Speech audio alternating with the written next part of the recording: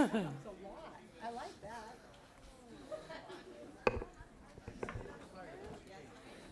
Hey, prior to us coming back to order, I'd like to refer anybody who needs translation services to my left, Mrs. Gladys Duarte.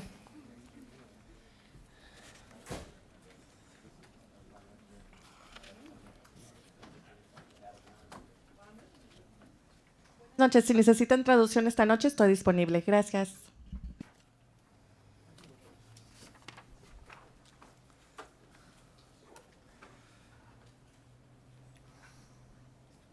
Okay, welcome to the Modesto City Schools 1435th regular board meeting of November 4th, 2019. This meeting is now called to order.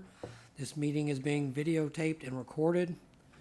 You can view the video of this meeting or past meetings on our website. In closed session, the board took action on to approve unanimously Resolution 19-20-07.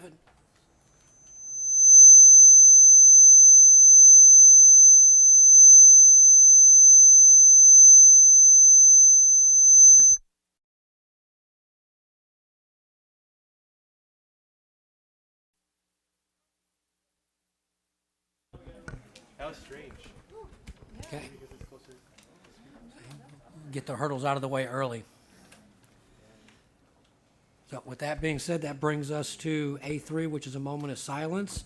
Please stand and join me for a moment of silence, followed by the Pledge of Allegiance.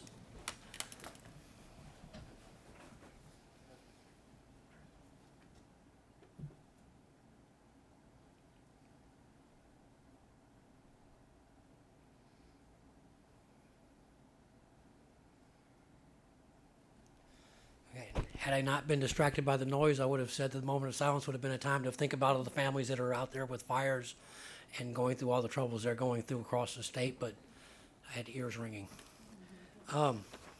So we are pleased to welcome tonight students from Martone Elementary School to lead us in the flag salute. Caden Walker, fifth grader Caden, is a member of the student council.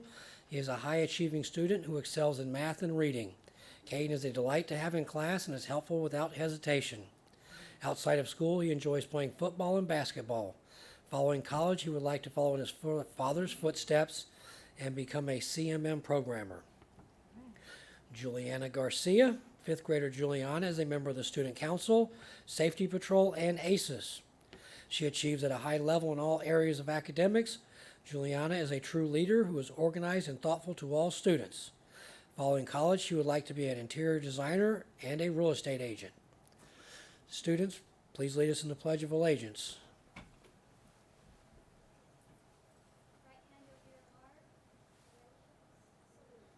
I pledge allegiance to the flag of the United States of America and to the republic for which it stands, one nation, under God, indivisible, with liberty and justice for all. Thank you for leading us in the pledge.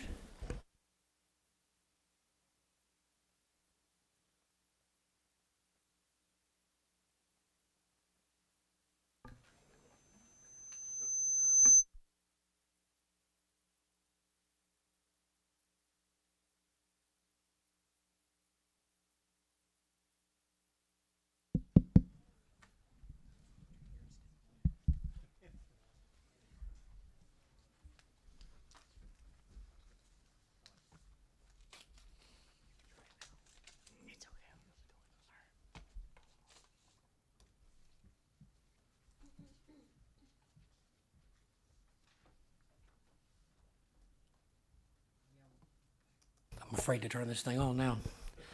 I want to call your attention to the fact that if you wish to address the board during the period for public comment on a subject not on the agenda, you must complete a public presentation request card and submit it to the board president prior to the period for public comment. Only those who have submitted cards will be called upon to speak, and no cards will be accepted after the period has begun. Every person who wishes to address the board must fill out a card, and you will find the cards in the lobby. That brings us to announcements. Superintendent, if you dare to turn on your microphone. I did not. I borrowed another mic. Thank you for President Walker. So I'd first like to say thank you for all that's come out to the board meeting. It's always great to see a number of faces, not only students, staff, but parents as well. So thank you for that. I want to take just a few minutes and acknowledge some good work that's been going on around professional development this year. As you know, if you've been following, one of our large initiatives was the 0.5 percent initiative for professional development. What that means is if members of our staff, 4,000 of our staff, complete 6 hours of professional development in targeted areas, then they are given compensation for that, and it's outside their day. The wonderful thing about this professional development is it's very targeted towards our goals that we collectively agreed upon last year. So a big thrust was put towards great instruction the first time. So really, how are we providing supports to our teachers and support to our students relative to meeting standards? Also, EL supports in our classrooms for our students and our parents, restorative practice, building collaborative cultures, and last but not least, our customer service. So with that, I'd like to just share a little bit of statistics. We are only 3 months into this very brand new initiative. We didn't even have a professional development department last year. So August 1st is really when this began. So at this point, 3 months in, we have 44% of our certificated staff has completed their hours needed. 25% of our classified staff have completed the 6 hours. 56% of our management, for a total of 77,262 hours. So there's a lot of work that's done there. So first off, I'd like to thank those folks that have completed that work, and there's certainly many more that are in the process. But I'd really like to take a moment to say thank you to all of those folks that have worked Saturdays, who have worked past their hours of employment to provide the professional development. Part of this work, we hadn't built in the system for those that will be providing these workshops and this professional development. So I really want to say thank you to those that have given countless hours after work and then again on Saturday. So with that, thank you. Okay, that brings us to A8, report of meetings attended by Board of Education members. Anybody do any traveling while we were not meeting? Trustee Brown. So since we met, the day after we met, I had the opportunity to speak to a training for student board members, and we were well represented. And I was had a lot of fun talking to the students about effectiveness of their participation in board meetings. So that was good. And then last weekend had the chance to, with Dr. West and Dr. Noguchi, attend Adolfo's wedding, and congratulations to Mr. and Mrs. Lopez. And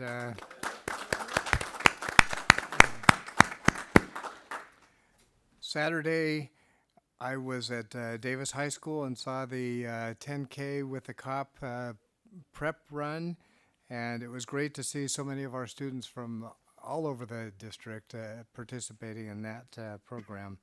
And many thanks to our police department and all of the great mentors and teachers and educators that run with the kids, and appreciate that effort to keep their bodies and minds well exercised so that they can achieve at their highest level. Thank you, sir. Trustee Marks.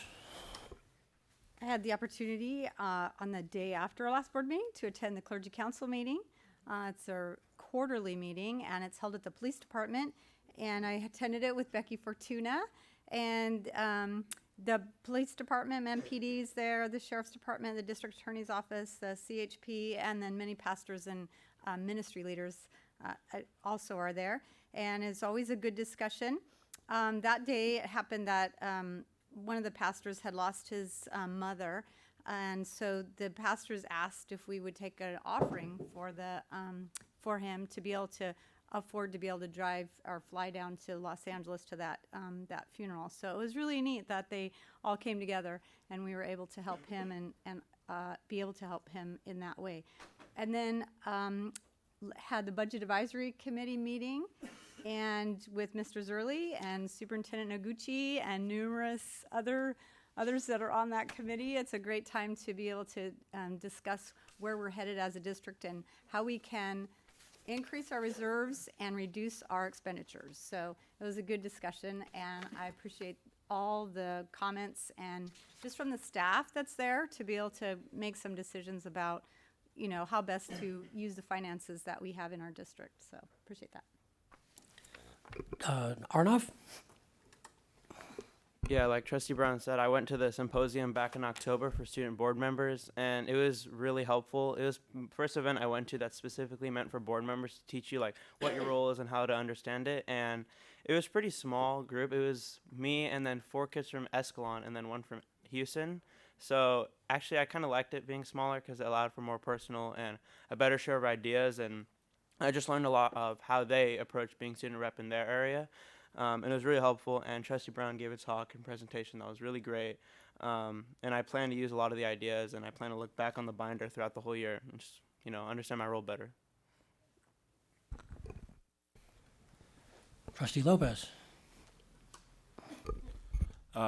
So I was able to attend the Dia de los Muertos event put on by Ballet Folclórico Tradiciones in the airport community.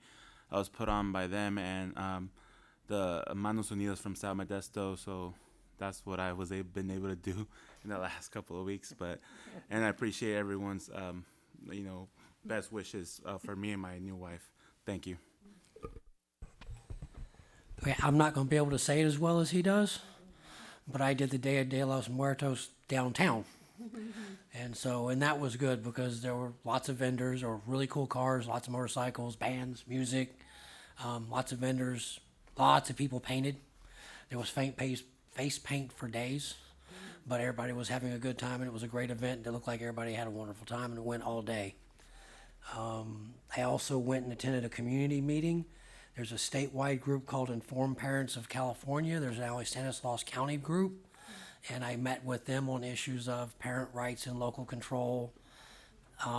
We look good because I was there to represent us. I think the most interesting thing that came out of that was parents did not realize that they have the ability to speak at a board meeting. And they just didn't know that. And they also did not realize they had the ability to speak during open comment, whether it was on an agenda item or they could speak for or against an agenda item. And I just found that interesting in the sense that sometimes you get in a bubble up here and you think that everybody knows. And then all of a sudden you're in a room with 25 parents and none of them realize they have that ability. And so I will continue to attend those local meetings as we go forward and try to put a board twist on that when there's questions. Other than that, I don't see any more lights. That brings us to recognitions, A9. A9-1 is character education. I believe I turn this over to Ms. Nunez. Yes. So we're happy to bring back the Character Education Awards for this school year. The first one that we have tonight is going to be presented by Downey teacher Beth Blinkenstaff, and she's introducing one of her students, Paul Rowe.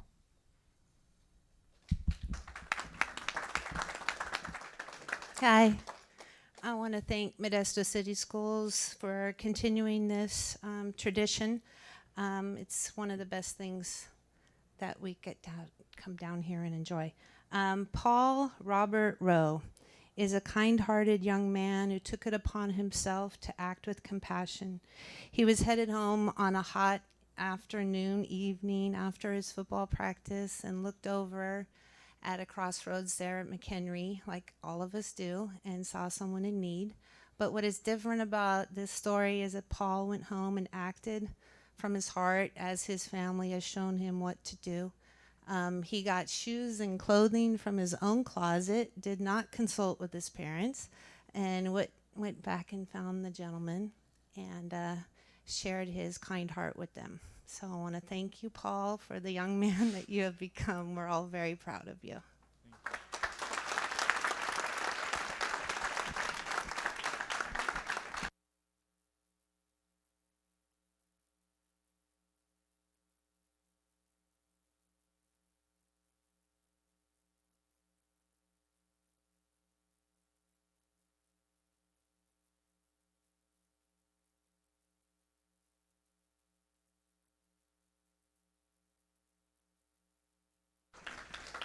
Very nice. Next we have, the trustees will stay where they are because next we have another recognition. This is an MCS hero recognition that'll be presented by Grigori Principal Derek Penley to recognize Downey teacher Bill McHale.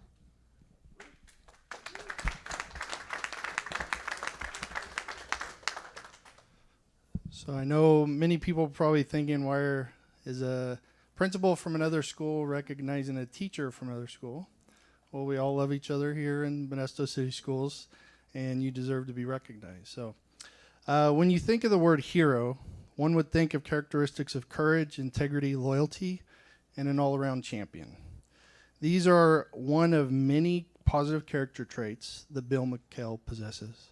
Bill McHale is not just a hero, he's a superhero. To understand this, I must tell you a story. Mr. McHale took in a sophomore transfer mid-year to his classroom. He didn't just throw the student in a corner in an empty seat, but he made this student feel welcome in a situation where the student was anxious because of moving schools mid-year. This was impressive right from the start, since the student absolutely had a passion, hatred for ELA class. Mr. McHale teaches English, if you haven't put that together. This student had 10 years of hating English. So the fact that this student felt welcome in this class and enjoyed the class was a miracle in and of itself. Over the course of 2 years, this student having Mr. McHale, the student began to transform and evolve in his feelings of English. He went from an extreme hatred to tolerable, to, okay, there might be something here, to, I can't wait to go to class. This is the work of a hero. Mr. McHale brought a student from going to school to be able to play sports to having a passion for learning that started to transfer to other subjects. He did this through amazing developed lesson, engaging activities, having high standards, and not accepting anything but your best effort. And most importantly, he built relationships. He is truly a hero. The student went on to choose a career in education because he wanted to make a difference in someone else's life, just as Mr. McHale did for him. This student went from a mindset of, I will never make it to college, let alone finish, to a mindset that he could accomplish anything he put his mind to. This student not only finished high school, but graduated with an AA, a BA in mathematics, and obtained a teaching credential, an administrative credential. He was a teacher and is now a principal. I know this story because it's me. Mr. McHale is not just a hero to me, but to thousands of students he's touched. There are many more stories like mine, and that's why Mr. McHale is truly a superhero.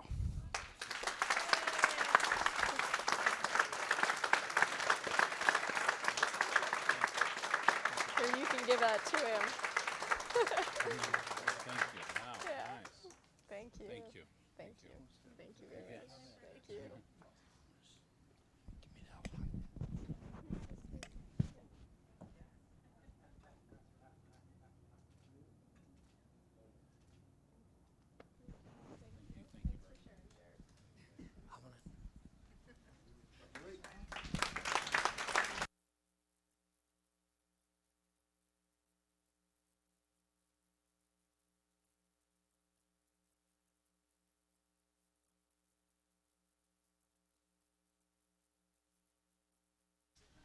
Okay, and then Trustee Lopez is going to come down for our next one.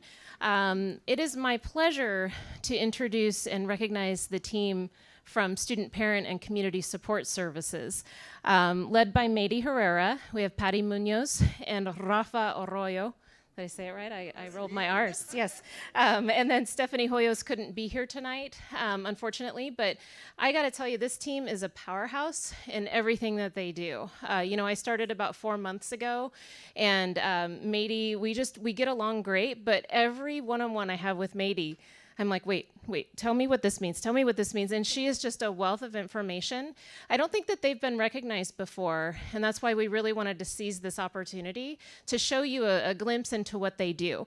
So we have a PowerPoint up, and I'll just go through these slides pretty quickly. So this one is the example of some of the parent programs that they have.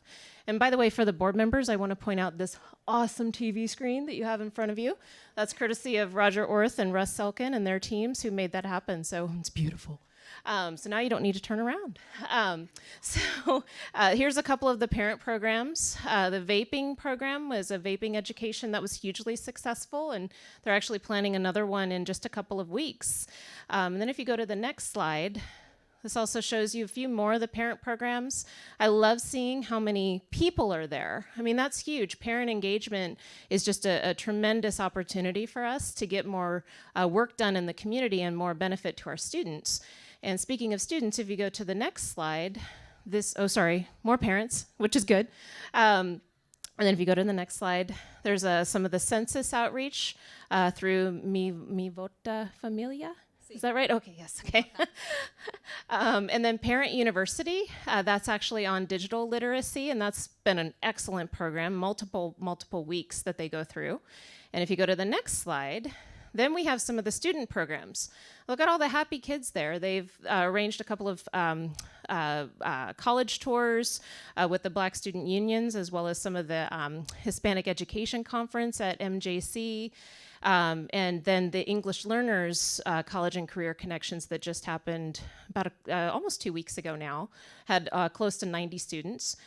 And then we have their community programs and events that they have that up in the left corner, that's the backpack giveaway, and that had close to 15 or 1,600 people who came to get free backpacks that are loaded with supplies.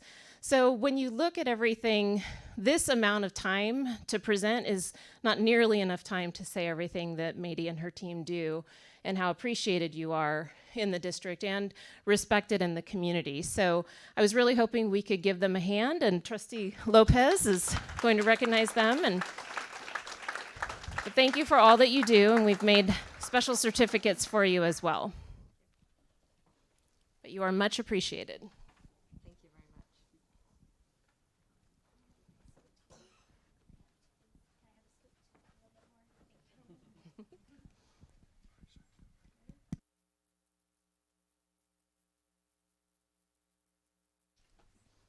Thank you so much.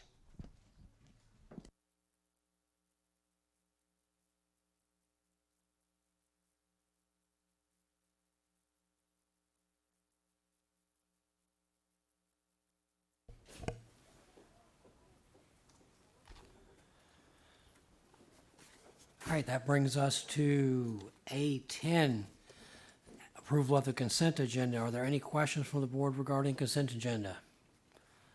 Seeing no lights, are there any members of the public who wish to speak to an item that is on the consent agenda? Seeing none, bringing it back to the board, do I have a motion to approve the consent agenda? Trustee Marks looking for a second. Trustee West, all those in favor? Aye. Aye. Passes unanimously. Brings us to A11, order of approval of discussion items. Are there any questions from the board members regarding order of discussion and action items? Seeing none, are there any members of the public who wish to speak to the order of action and discussion items? Seeing none, bring it back to the board, looking for a motion to approve order of action and discussion items. Trustee Newman, seconded by Trustee Brown. All those in favor? Aye. Aye. Passes unanimously. It brings us to A12, public period for public presentation. I want to thank you for attending tonight's meeting. Your attendance shows your interest in our schools, and for that, we thank you.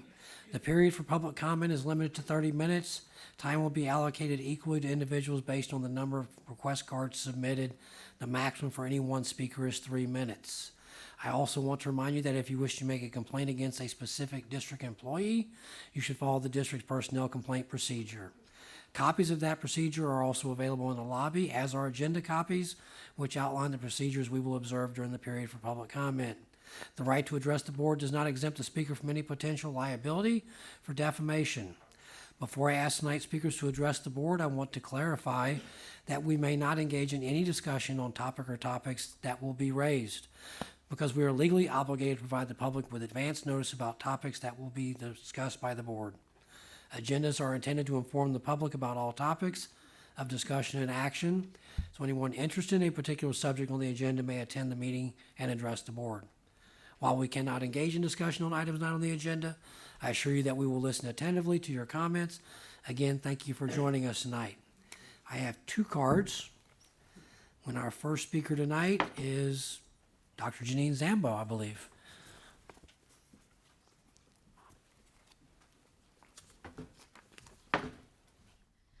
Good evening, Board, President Walker, Dr. Noguchi, Cabinet. I'm here tonight to just formally invite you to attend the awards ceremony for the American Heritage Scholarship Essay.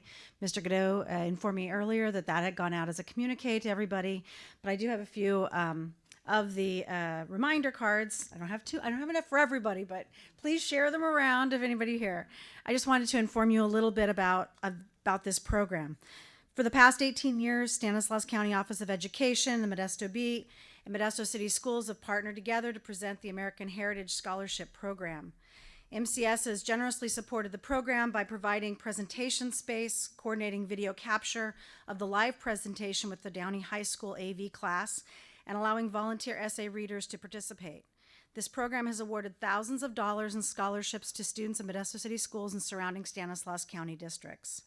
The mission of the program is to increase understanding of what it means to be an American with regards to those features that unite us as people, and to encourage teens to think about what makes the United States unique in the world, with a focus on the Constitution, of course.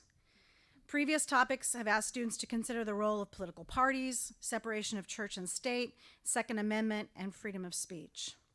The topic this year centered around the 20th century practice of racially restrictive covenants, the impact this had on neighborhood development, and the impact on personal wealth accumulation.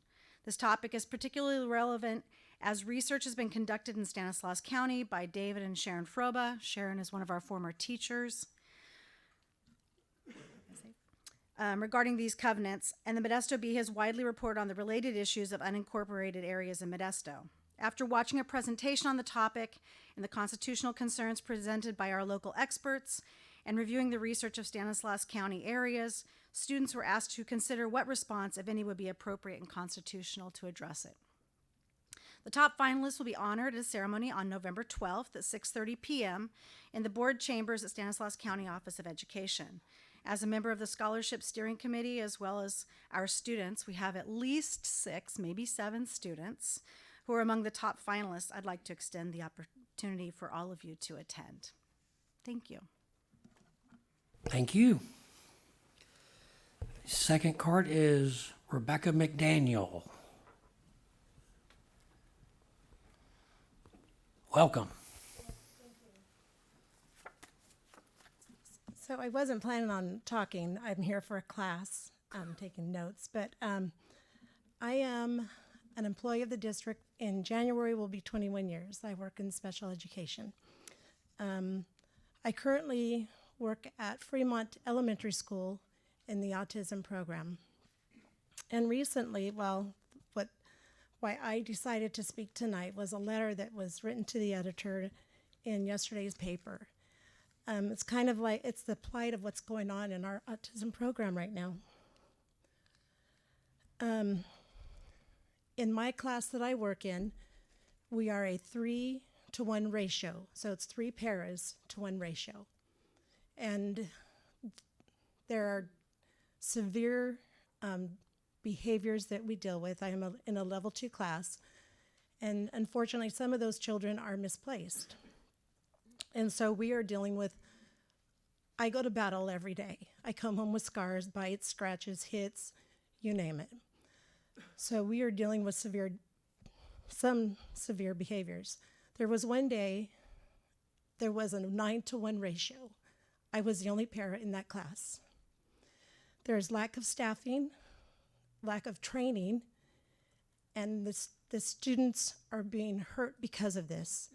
We have had several days in our classroom where our children, there's no learning whatsoever that is going on.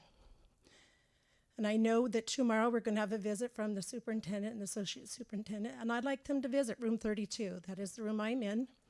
Actually, I'd like to invite any of you to please come and visit Garrison, where I started, and Fremont, where I currently am.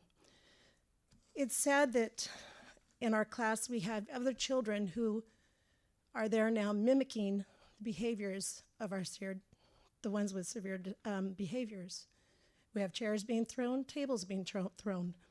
We have objects, staplers, you name it, being thrown in our class. And I have a coworker here, we do our best to protect those other children. We get hit in doing so. That's our job. We get spat on. We get snot blown on us. Okay, that I get. It's our job. Yet when we have children who are misplaced and do not belong in our level 2 program, there's an issue. And at Garrison right now, there's 24 positions for autism paras. No one's knocking on the door to work in the autism program. So I would invite any of you to please come visit.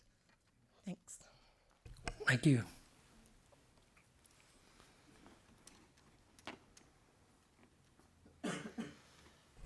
Okay, that brings us to item B1, Student Representative Board Report. Arnoff, didn't mean to throw you off with your water there. All right, so a couple things. First is I started going to the LCAT meetings, and I know they were asking for the student representative to come out there, and I'm really happy I did because I've been to the 2 meetings that they've had now, and these are my first LCAT meetings I've been to, but they're really informative and interesting. Being at the LCAT meetings, I'm starting to learn more about the budget, and I think it'll play an important role when I come here. I kind of can stay more in the loop about budgeting and also just what we do with our funds. And then we get a say, or not a say, but we get to talk about what we think. There are student groups. There's other students there too, and as a student representative, I get to lead the student groups and then relay our ideas back to staff and the adults. So I kind of play an important role that I'm not taking for granted, and I really like going to the LCAT meetings, so I intend to do that, or keep going with that. Because of an LCAT meeting, our inter-high meeting scheduled for the 29th was canceled, and our next one is the 19th.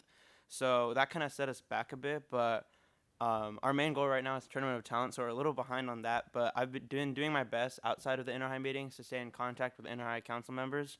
One of the biggest points of advice for me was to find sort of a wingman, if you will, or a vice leader for the inter-high council to help me with this tournament talent. So I've been in contact with like pretty much every single member, and I settled on one. She's really experienced with inter-high, and she's been doing it for like 3 years now. So we've been talking to each other more about tournament talent and getting that rolling at our next meeting, which is the 19th, just kind of far away, but I'm sure we can get it done. I'm sure it'll be great. And we also want to do Letters of Santa. That was an idea proposed a while ago, but time flies. It's already November, so it's coming up. So we wanted to do that as well, which was done last year. So I should know more about that, which is another reason why I chose her, and it'll be really helpful.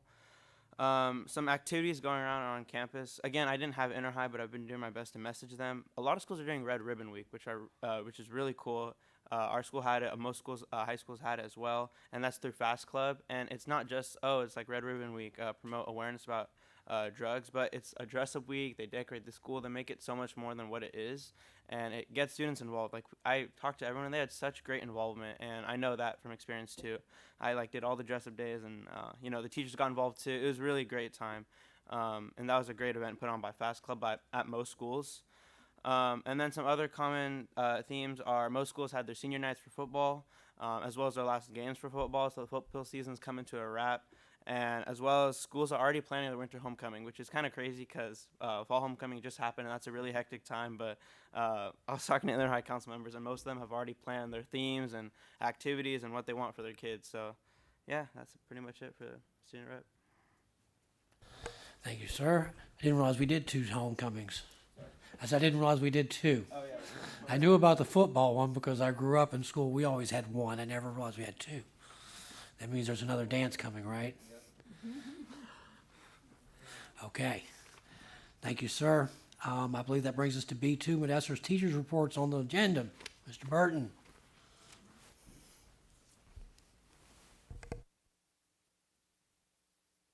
Good evening. This evening, I'd like to introduce to you Miriam Caro, who is our Human Rights Chair, and she's going to give you a report on one of the projects that her committee just completed. Thank you. Thank you. Good evening, Board. I'm here to share a very exciting and successful project that our organization recently organized, which partnered our members, our students, and many community organizations in order to help women and children in need. During the months of September and October, MTA gathered gently used purses and backpacks from our members.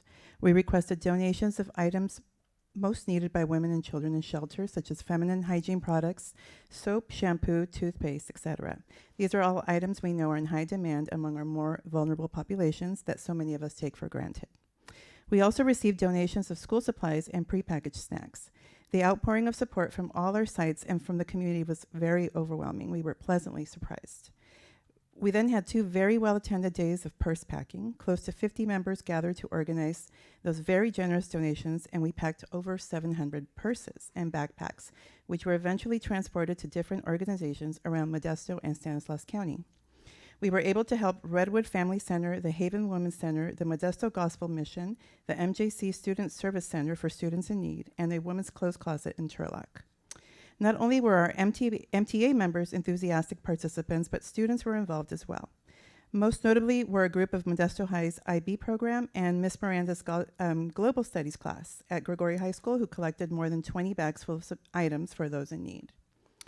It was an incredible display of solidarity and kindness across all levels of our profession, and it was an honor to be a part of it.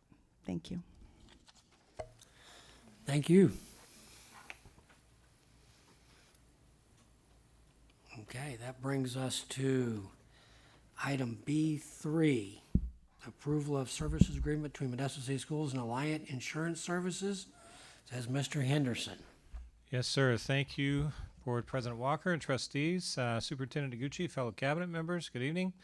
We bring for your consideration a recommendation for approval of a services agreement between Modesto City Schools and Alliant Insurance Services. While agreements of this size and scope could appropriately be placed on the consent agenda, bringing the agreement forward provided an opportunity to apprise the board of some important and productive work that's been occurring with the Health Benefits Committee. The Health Benefits Committee commenced in August of 2019, was charged with exploring potential health benefit cost containments to help reduce employee out-of-pocket costs and the issue of affordability under the Affordable Care Act. The committee was established based on collaborative agreements achieved during the negotiations from the 1819 session with our district's labor partners. And the committee is comprised of equal representation of Modesto Teachers Association representatives, CSEA, and district management, each with 4 members participating. The committee so far has held 6 meetings this year, and we've engaged in open and productive dialogue related to the district's current health benefits options and framing the scope of work needed to make a positive impact for Modesto City Schools employees. Several of the meetings involved interviewing various brokers, industry brokers, to determine which would be the best fit to assist the district in navigating through the comprehensive review of our current benefit structure and exploring the options for the district going forward. After the review of broker proposals, the committee recommended retaining the services of Alliant Insurance Services to facilitate the work for this project, which includes but is not limited to the following. They'll be conducting an in-depth benchmark analysis of our current policies, benefits, programs, and costs, all of our medical and ancillary benefits, reviewing our district contributions, and the district's cash in lieu structure. So it's a big project. We have been discussing comparative school districts. They're going to compare districts of similar size and demographics, as well as select districts in our regional proximity to see how we fare relatively. We provided our district census data, and they'll analyze that relative to the number of employees participating in our different medical and ancillary benefit offerings. They'll develop requests for proposals for potential carriers and markets. And this one, analyze factors driving plan costs and recommend opportunities to better manage those costs, access, and quality of our benefits. There's a whole section on developing materials to educate our employees, which we think is that's a big part of the project. There's a lot of information in our contracts that's changed over time that people may not be aware of as it relates to our benefit programs. They're going to conduct a series of compliance reviews, such as the Affordable Care Act audit, to make sure we're compliant with that and other programs, and develop and support a wellness initiative, which I'm interested to hear more about how that's going to shape up. In short, Alliant will work with the committee to lift up the hood and do a deep dive into our current operation and processes, then make recommendations and develop a strategic plan for the district's total benefits program. This work very much centers around District Goal 5 and creating the conditions to recruit and retain high-quality staff and contribute to a culture of valuing all the district's employees. We've heard, as I'm sure you have, concerns across different employee groups just about total compensation of our employees, and particularly relative to our benefits programs and package as it relates to hiring people and how competitive it is out there and where we are relative to those comparable districts. The cost of the services is noted in the board item, and it's recommended that the board approve the services agreement between Modesto City Schools and Alliant Insurance Services. We do have some staff on hand. If there are any questions, a representative from Alliant is present, as well as our employee benefits program supervisor in the district. A representative from the MTA reps on the committee is also here, as I'm not sure I didn't see, but CSEA rep as well. I got Mr. Quinn and Mr. Arauza. I didn't see him on the CSEA side. Anyhow, we're present. We're just excited to have the opportunity and looking at this agreement to let you know that there's been some really good work going on behind the scenes, and this committee is really has had some very open dialogue about our current status and where we go in terms of a path forward. And it's been a rich and interesting discussion. So with that, we recommend your approval of this contract. The broker will help guide us through the next steps in our process. Thank you, Mr. Henderson. Questions from board members? As my question, I guess, is nobody has questions. We're trying to figure out how to bring benefits up and costs down. That's the end goal here, right? Yes, sir. Big picture? Yes. And you guys are getting some information, because I think this is a miserable topic on any given day. I don't care who you work for. I can assure you my package is miserable, and it's gotten, every time I've changed employers, and it's not really employers but contractors, because I work under contract, it's continued to get worse over the years.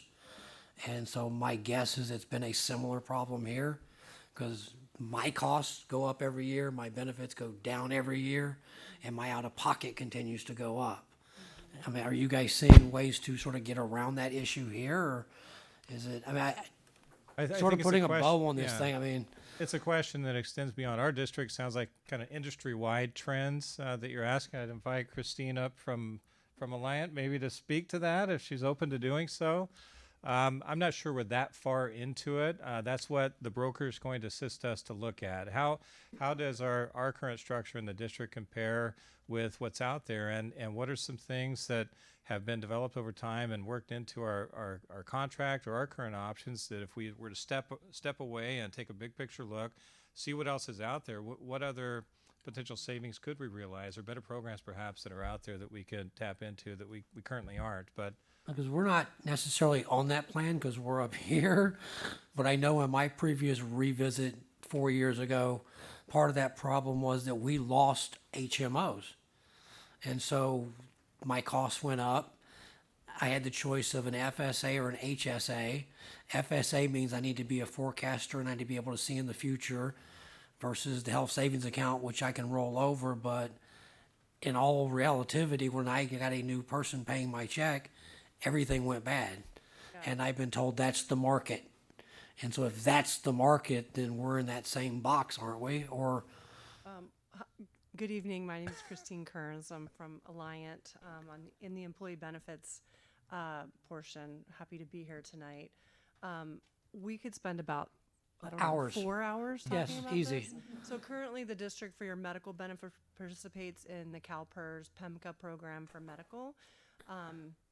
You have a significant number of your employees waiving coverage. You also have a lot of retirees that are included on the plan.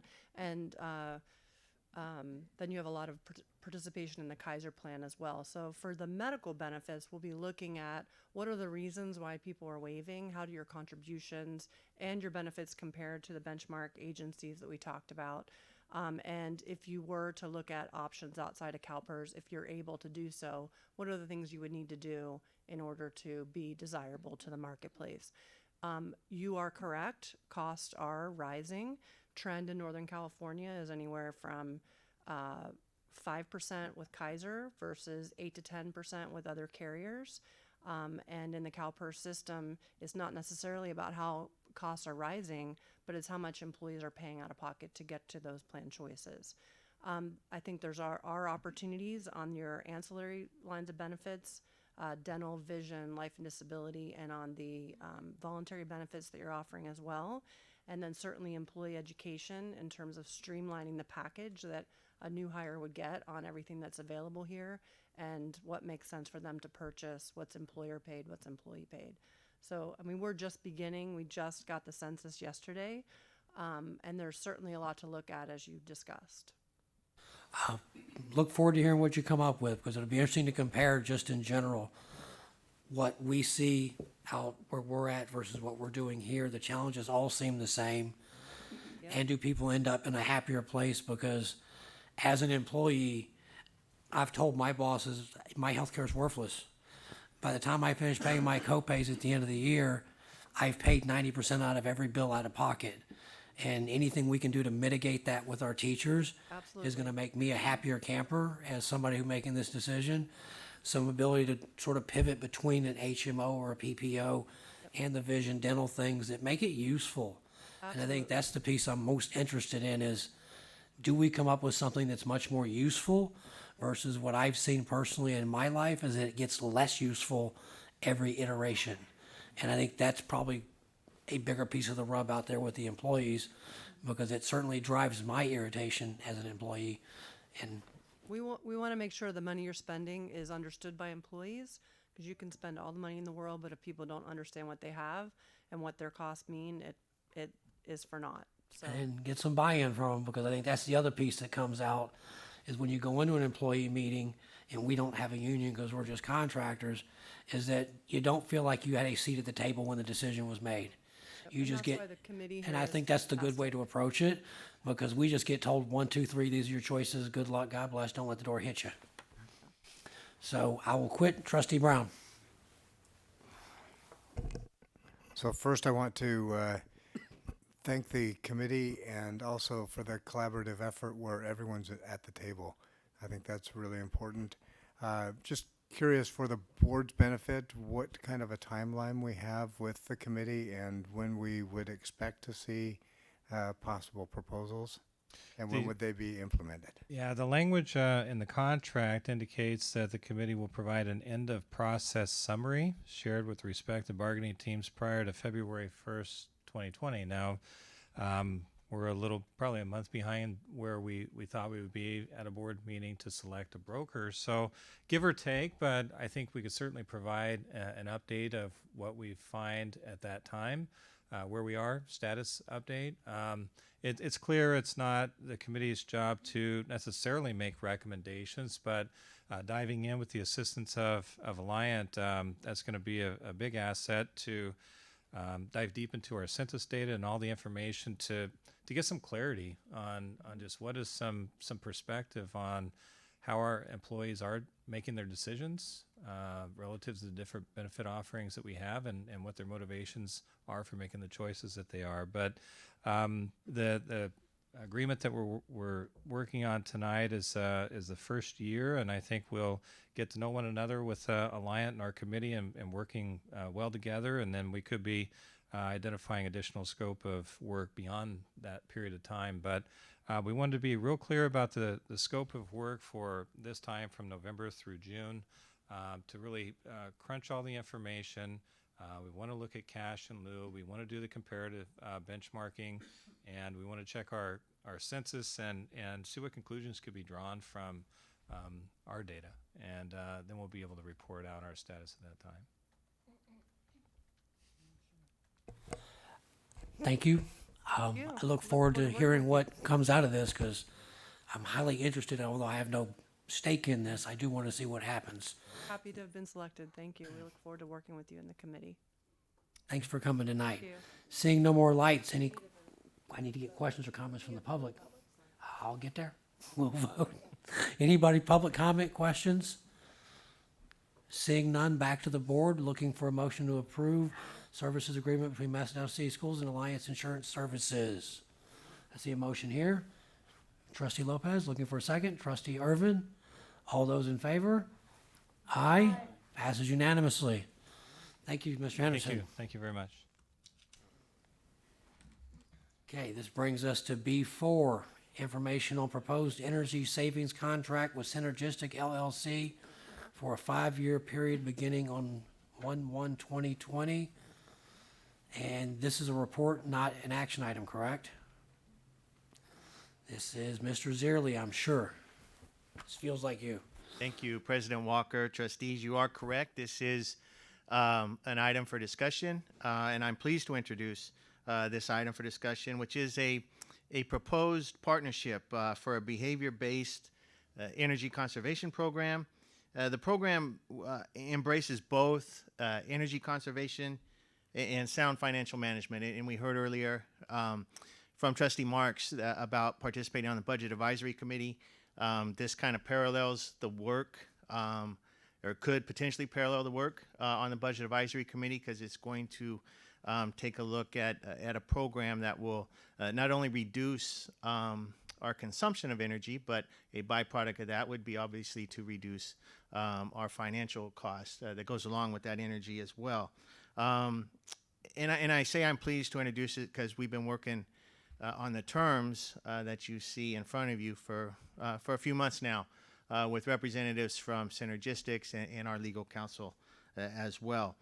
This program will be a joint responsibility consisting of district administration, faculty, staff, students, and also representatives from Synergistic, because again, they're partnering with the district in this conservation measure.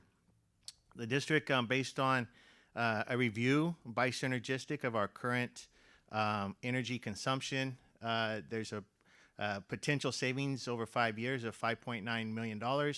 And this is kind of a unique situation. And this is an example of where we're requesting to spend money to save money. And so of that $5.9 million, Synergistics would receive, if we were to save that, 50% of the savings would go to Synergistic for bringing this program to the district. It is a 5-year partnership, but the goal is of both the district and Synergistic at the end of 5 years, we now have a sustainable program for the district to continue on with into the future without necessarily the level of support that this first 5-year agreement is proposing from Synergistics. So with that, again, I'm excited to bring this forward for discussion, entertain questions. We have 2 representatives from Synergistic here, John Bernard and Jonathan Ward, who can help talk about their success of their program in other districts, or specifics about the program if the board has any questions. Thank you, Mr. Zierli. I expect to see lights here. Trustee Marks. I had a question on just that base year, and then how it works with Johnson Controls and what we're already doing with our energy, replacing our lights, our fluorescents with LEDs, and just how you calculate that in the midst of a energy saving contract that we're already working on. This has been obviously a point of discussion over the last few months because of the current energy conservation measures we have going on with our lighting retrofits. And so I will turn to the experts here to discuss that and how it's going to be calculated within the program. Well, thank you. President Walker, trustees, Dr. Noguchi, Tim, thank you, members of the cabinet. We do appreciate the opportunity to respond to the questions that the board has and hopefully shed some more light on the specifics of the program, what makes it unique, and why our 1,500 other school district partners have found such value in it. So let me get straight to your question. It's an excellent question because every district is in motion. You're always doing things. You've just come out of a Prop 39 funding initiative for the last 5 or 6 years. You're probably finishing up some of that work. But even then, with bond money or through other measures, you're going to continue to upgrade and replace old equipment. The way our program works, we work with the district at the beginning of the engagement. We jointly develop a 12-month base year, a base period. It's generally the most recent 12 months, but it might be a month or two different if there was some major anomaly there that makes that not a good period of time. But once that period of time is set, anything that was done at the beginning of that base year that was done a couple years ago or longer, all of those initiatives and the lowered energy consumption that you've achieved are in the base year. They're already reflected. The challenge is so things that happen during the base year or this year or into the future, those things have to be quantified and removed from any savings that Synergistic would do. So very simply, this is how we do that. Once we have the base year, we know we have every bill, and all of that's input into software, every bill from every utility provider, consumption, cost, all of that. And so let's say you did a lighting retrofit at a school. That electric meter is now going to show, hopefully, reduced consumption as a result. So we will go to that same month in the base period and we'll know exactly what the consumption was with the old lighting, and then we work with your team and our engineers and we quantify, and your vendor if necessary, we quantify the impact of that lighting upgrade. And the same is true for HVAC or anything else. And then we lower the base year meter by the amount of that retrofit or that upgrade change. And then, and only then, do we compare that adjusted baseline that reflects fully the mechanical retrofit that you did to the current bill for that month. And if there are savings in addition to that, then those are savings for the Synergistic program. Otherwise, there are no savings from the Synergistic program. That helped a lot. Thank you. Yeah. Trustee Irvin?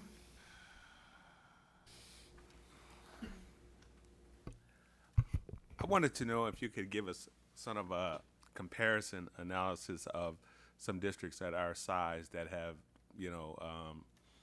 signed on to your program, and how close to the predictions that you predicted in savings have you guys come to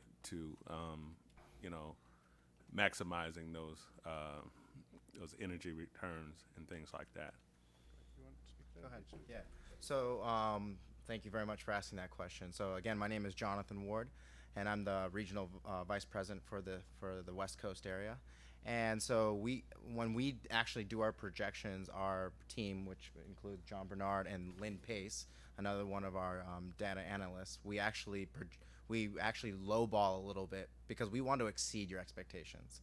I mean, if you talk to some of the other districts, we gave Tim, we gave him a lot of districts in the surrounding area that use the program. You'll hear many stories of where we exceeded that, because at the end of the day, in 5 years, we want you to be, basically our salesperson, because we want other school districts to call you and say, hey, how was that program with Synergistic? Did they actually hit those projections that they initiated when you started your projects and things like that? I don't know if, John, you wanted to add. Yeah, I don't have specifics on some of the Northern California districts. I can give you some of those names. They're not all going to be the size of Modesto. Some will be smaller, some will be larger. I think in this part of the country, or this part of the state rather, we've been in Monterey Peninsula for several years. We're in Ceres, we're in Rockland. We just started about a year ago in El Dorado Union High School District. Visalia in Central California has been a client for about 5 or 6 years. They've just renewed for an additional 3 years. But generally speaking, Jonathan is exactly right. We want to underpromise and overdeliver. And so when we did our due diligence on Modesto, we looked at cost per square foot, the number of facilities, the square footage that you have here, and we compared that to other Northern California school districts. And we believe there's opportunity to reduce the district's cost per square foot. And let's say that number was that our clients were averaging 22% lower cost per square foot than Modesto. We would not come with a projection to Mr. Zerley at 22 or 24 or 25%. We'd probably start at 18 or 19 or 20%. So we do build these projections to be conservative. And the good news there is that we believe that over 5 years, we can save gross even more than the 5.9 million, and even more for the district's net savings to redirect, more than the nearly 3 million that we're projecting. Generally speaking, in California and nationally, I will tell you that about 85% of our clients by the third year of the program are exceeding the projections that we came up with. And that's true in California. So And one I'll last, add. Go ahead, sorry. I was going to say, do you guys get any blowback from utility companies because of what you do? That's a really good question. Occasionally, utility companies, they're great partners. They're great community partners. They want to come in, and they have a lot of free programs, and our advice to our clients is absolutely take advantage of those free programs. If there are rebates, refunds, credits, anything you can be doing that they provide for free, take advantage of all of those things.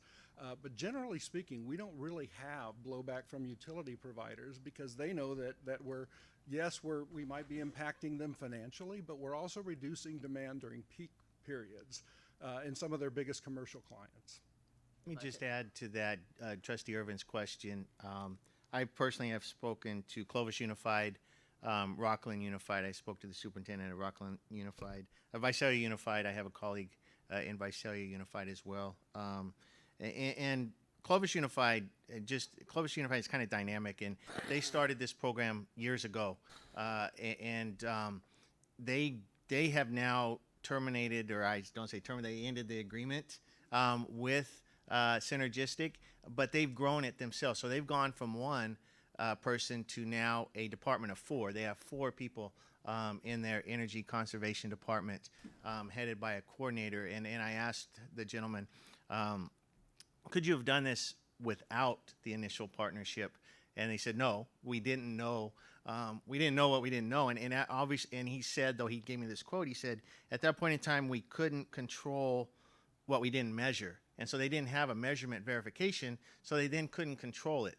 And they were very happy with the initial 5-year arrangement, but then they were able to then take that and then now expand it themselves. Rockland, I spoke to the superintendent of Rockland Unified there.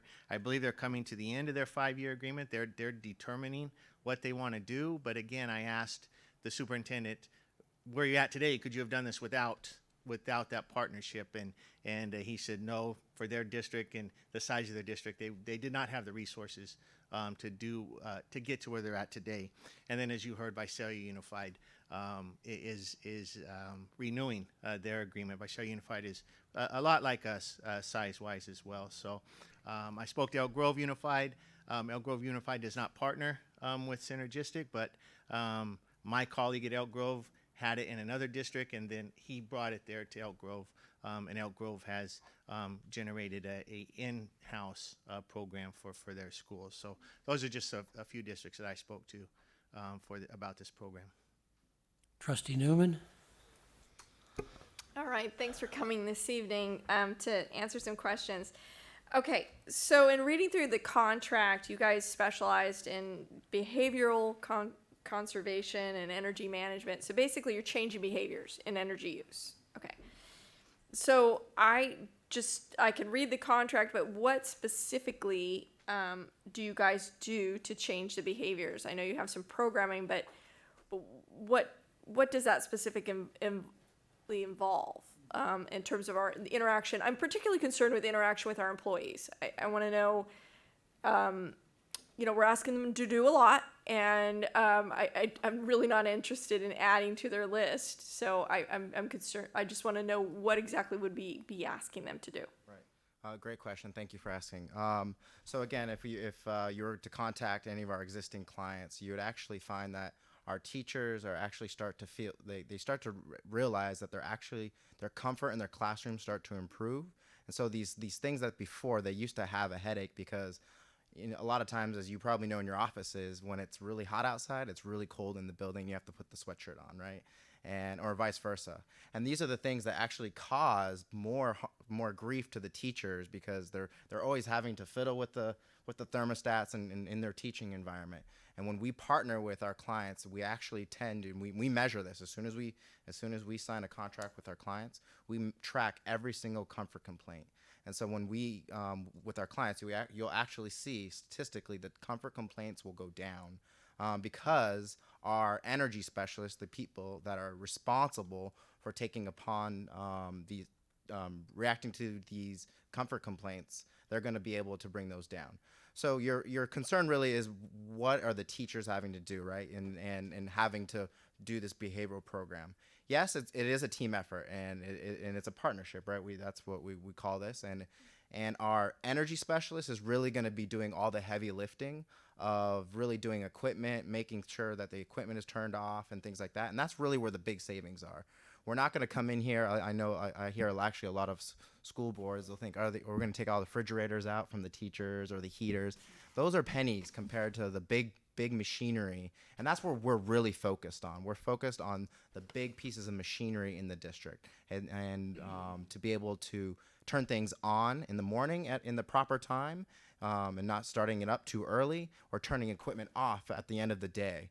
And then also throughout the night. So there's no one thing. One of my engineers like to say, what we do is we find nickels and dimes a million times, and that's how we bring savings to the school district. So we don't want to put a heavy burden on the teachers, and that's for sure. And maybe John, you want to? Yeah, let me give you just a couple of real-world examples. The functional groups that we work with the most are not the faculty, not the teachers. In fact, as Jonathan said, our goal is to maintain or improve classroom comfort. About 85 or 90% of the savings that our clients achieve are achieved outside of the instructional day. So that's number one. The teachers, if we ask anything of them, it's going to be simple things on things that they control at the end of a week, before spring break, before the summer holiday, maybe making sure that computers are turned off or even unplugged, lighting, just simple things like that. But the big groups we work with are facilities, maintenance, and operations. Okay. And then custodial, they're a huge part of the program because they have a lot more impact on how buildings are managed. And then to a lesser extent, food service. So let me give you a custodial and a food service example really quickly. So with custodial, we might observe over the initial weeks of the engagement that custodians, they have their routines, they have their ways of starting and unlocking and turning on a high school or a middle school or an elementary school.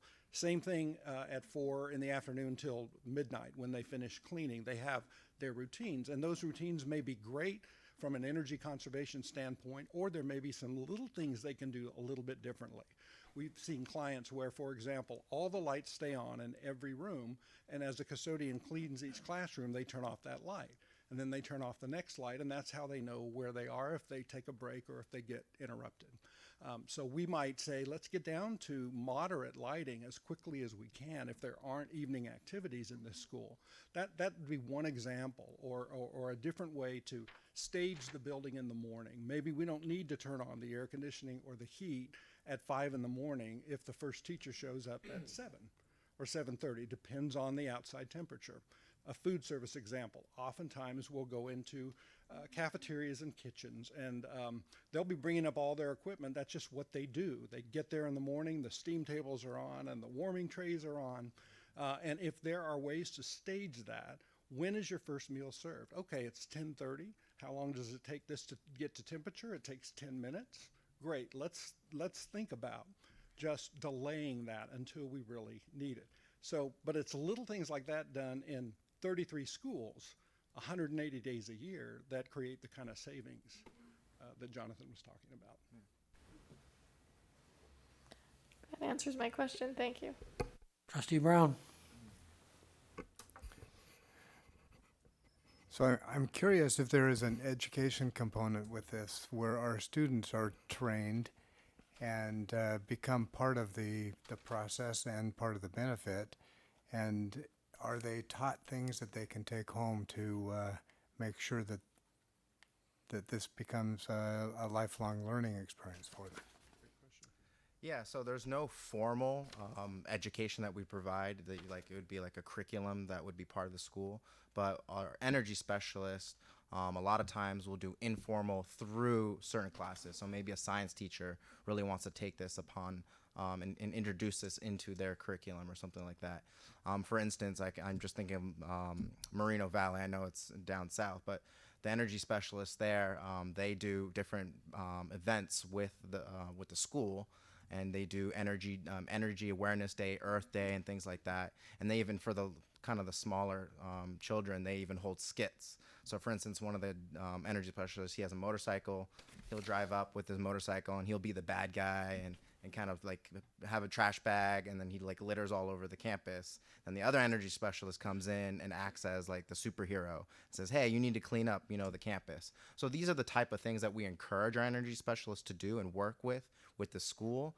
But it's really a school by school basis or district by district basis on how we're going to conduct that education piece in the district. Did that help answer the question? I don't know if John wants to. Yep, no, you did good. Okay, that gets to me. I think my concerns are that we're early for this. And what I mean by that is that it starts immediately if I read this contract. The savings determination is built on a base year looking backwards or right now. And when I look out at our buildings and our sites, they're under renovation across the board. I got 22 elementary sites that date back 40, 50, 60, 70 years right now. Every time we put a roof on a building, we're going to increase our savings. Every time we put windows in, we're going to increase our savings. All these things that we've done with this $100+ million bond to these buildings that haven't been touched in decades are going to increase our energy consumption just by virtue of the fact that it's not a 50 or 60 or 70-year-old window. And I like Clovis. Clovis is what I call a unicorn. They're their own world. Their buildings aren't our buildings. I think we're unique in the sense that I've got buildings that go back to the 1920s, 1930s. Mo High goes back to the late 1800s, 1900s. I think the potential for our savings initially is fixing them. And I think that's where we get the biggest bang for our buck. I think that this, to me, seems like a better idea 3 years from now, when we can get a better handle on what our energy costs are and where we're at within the upgrade process, and we're not fixing roofs and replacing HVAC. Because our list is $1 billion. We have $1 billion book, and it's more than that because that book is 5 years old. And I think that's where my concerns lie, is that we're going to end up having to do this, to make this map right. This base period is going to have to be reevaluated and rejiggered every time we go into a room. We just finished work this summer. We've got master facilities plans coming in as we speak. We have a board meeting in 2 weeks to look at facilities again, and that's looking at what we do next. Who's going to do all that work? Some of that's going to fall in your department, and I would rather Mr. Zierle and Mr. Walterstorff and your team be focused on those things that we've already got in the hopper. Almost like you said, there's already a lot going on. We're already asking a lot, and then come back and revisit this in a couple of years when we have a better understanding of what our baseline is. And I think the other part that concerns me is the out clause. If this was a marriage, the prenup on the backside is 7 pages. And we pay at every end, and I don't see anything there to our benefit. And so those are sort of my concerns. How do we manage that base when it's floating and moving hard? You think of how much work we've got to do on 22, 26 sites? Just in the elementary district that's already queued up. How do you move that number, not looking at the Johnson Controls lighting? Roofing, windows, doors, outside, shade materials, walls, getting rid of portables. Am I sort of making some semblance of sense here and why I think that it's a good idea? But I think there needs to be maybe a step back and revisit, I guess is my take, given how many variables are at play. Yeah, you make a lot of sense, and part of the reason why it's taken a few months to get to this point is we've had those discussions with Synergistic. Those are all concerns of ours. We have a lot of things going on. Not only that, we're adding demand to the system. I mean, we've added HVAC at our junior high and high school gymnasiums, and so that's going to work the other direction. So those are all concerns of ours. They can talk about their program. I mean, the program has, they can help us determine the efficiency of planned projects and how it's going to impact our energy consumption up or down. And then those variables are adjusted based on the base calculation. That's right. these are great points, President Walker. Absolutely, and not unusual for most of the clients that we talk to. Now, you're probably doing a lot more than a lot of the districts in the state because of this bond. But we also work in the University of Kentucky, Florida State University, Pinellas County, which is Clearwater, Florida. School district that has about 130,000 students, I think. Indianapolis, and lots of other districts that are several times the size of Modesto, all of whom have aggressive retrofit and upgrade programs. So the bottom line and the good news here for us is that we're not going to be pushing. We never push a client. If they are convinced the timing is not right, then we will adhere to the timing that makes sense for the district. The one thing I just want to leave you with, though, is that we do have the technology and the tools. We have a simulation tool specifically that allows us to mathematically model any of your buildings.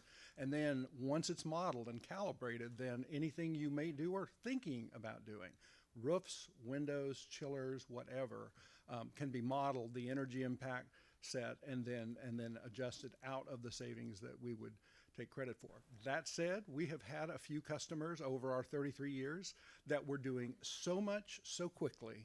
Literally every building was being impacted in some way, and we mutually agreed, you know what, there's too much change. That may be the case here in Modesto, but the three things I guess I would want to leave you with, if you don't remember anything else about this program, is number one, the intent is that it is a source of funds, not a use of funds.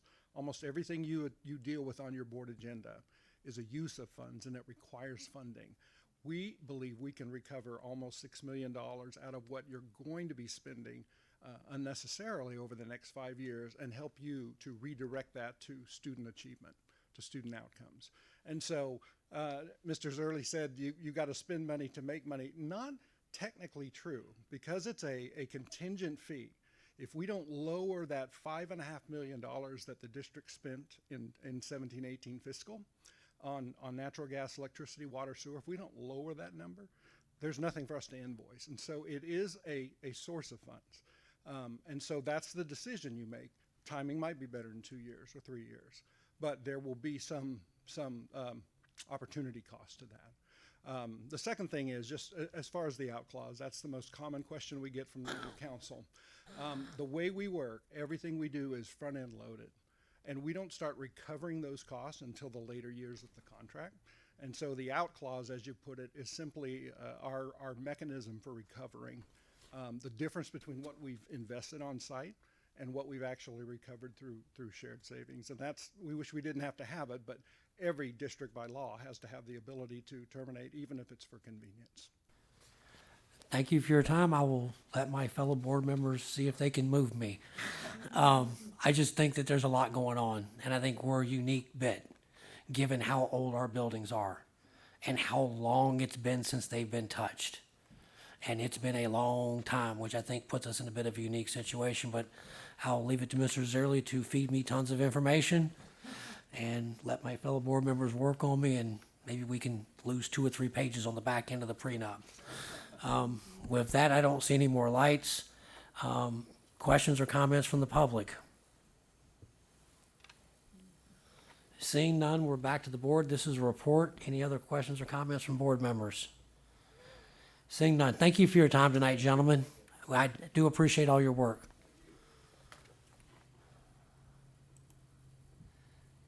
Brings me to B5, report on after-school education and safety program and rigorous intervention for student excellence, ACES and RISE, which will allow me to let these folks get out of here and get home soon.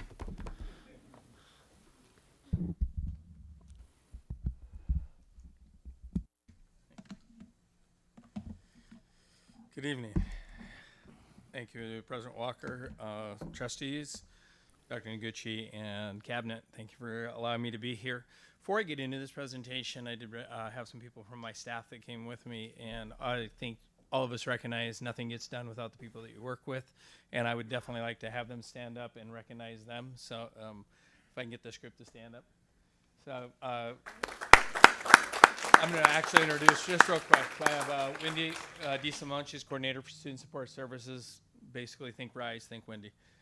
The other four are ACES coordinators. I've got Chris Cicada, Christy Logan, Christine Ochoa, and Daniel Nago, and they cover between them about half of the sites that we have for ACES. So again, this team makes it happen. I just get to be the one up here and gets to say all the good things about it. So with that, I thank you very much.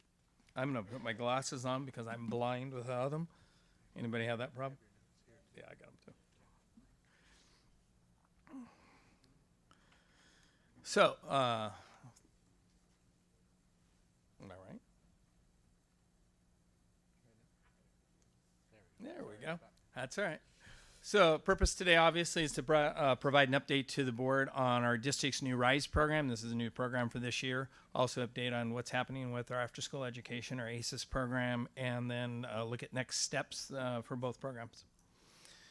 So I'm going to look at our goal alignment. This very much so aligns with goal 1, which is increasing academic achievement and equitable access, encouraging and attaining college readiness for our students. Really, when you look at RISE, it really is dealing with that whole aspect of how are we bringing up academic achievement. And with ACES, really, if you look at 1.5, which is that access to enrichment activities at all of our school sites. And right now we have the majority of our school sites actually have ACES as we move forward. Okay, so starting out with RISE, or what is really known as Rigorous Intervention for Student Excellence. So we use the acronym RISE. This is a district coordinated program this year at all 22 of our elementary sites, providing after school interventions. First time that we've tried to do it from a district standpoint. We've always had intervention, but it was really site by site by site.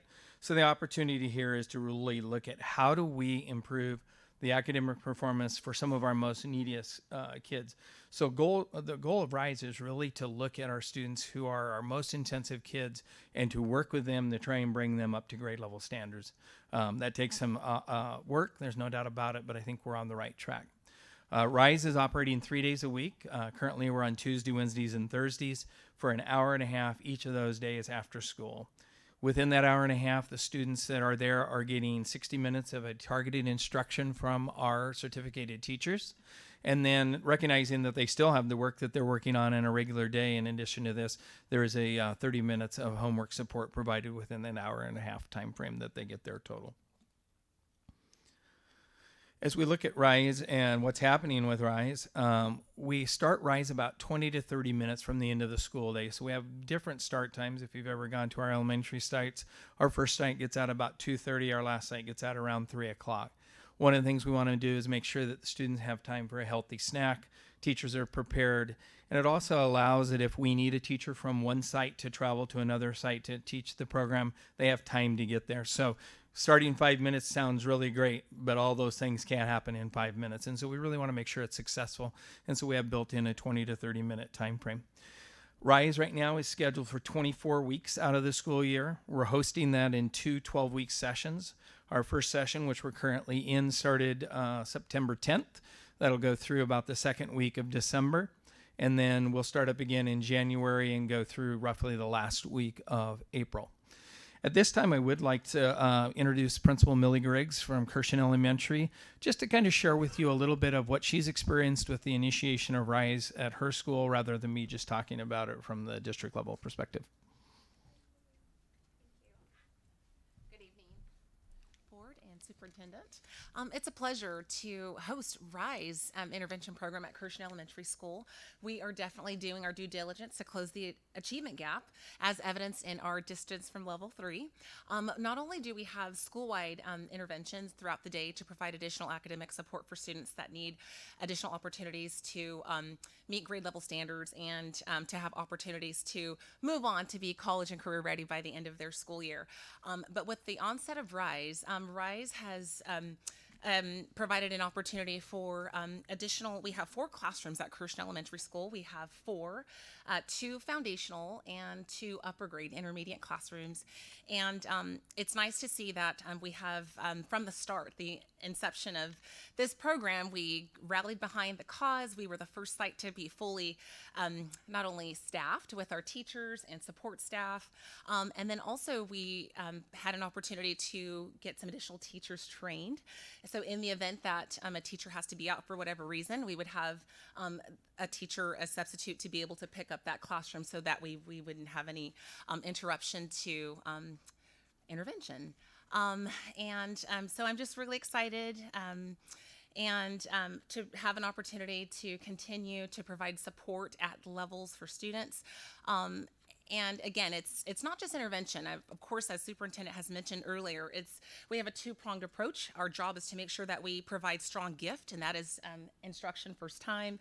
That coupled with professional development and for teachers, and building a sense of collaboration and making sure that teachers have an opportunity to share best practices and plan. So it's many different variables, but I'm excited that we do have this program, and I'm looking forward to the growth that we're going to continue to make at Christian Elementary School. So thank you so much. And as you can see, this is a partnership. This is, it's a district program that we're coordinating, but it really is a site program. And I have to give Principal Griggs the credit for just taking the ownership at her site and really working with us to make it a success at that site. So this year, for the first year of RISE, we made a decision that we would focus on our English language arts. We have lots of opportunities. We know that in our district, and so you could choose just about any area. But one of the things that tends to go across all areas of the curriculum is our language arts. And so when we have students who cannot read, who cannot even understand the base phonics and stuff like that, we need to move those students there so that then we can move them in math and in science and that. So we decided that we needed to focus on language arts. It was a joint effort put together. The curriculum we coordinated along with, so Kim Newton last year worked with her, and also with Dr. Anita Archer on looking at the curriculum that would meet the needs of our students. Was not the same curriculum that we were using during the classroom day, but supported what we were doing in the classroom day, and really is supporting the needs of students who are at our intensive level. So that's how the curriculum was used, and it is only being used for RISE. So therefore, the students are not getting the same thing they got during the school day, which is another big plus when you're talking about students coming for another hour and a half during the afternoon. We incorporated pre and post assessments. Right now, we've obviously had the pre-assessments. We will then get the post assessments here as we get into December. We'll have then again at the end of the year. And those are going to be used to really judge the effectiveness of the program. And also, is everything we're doing the best that we can do for the program?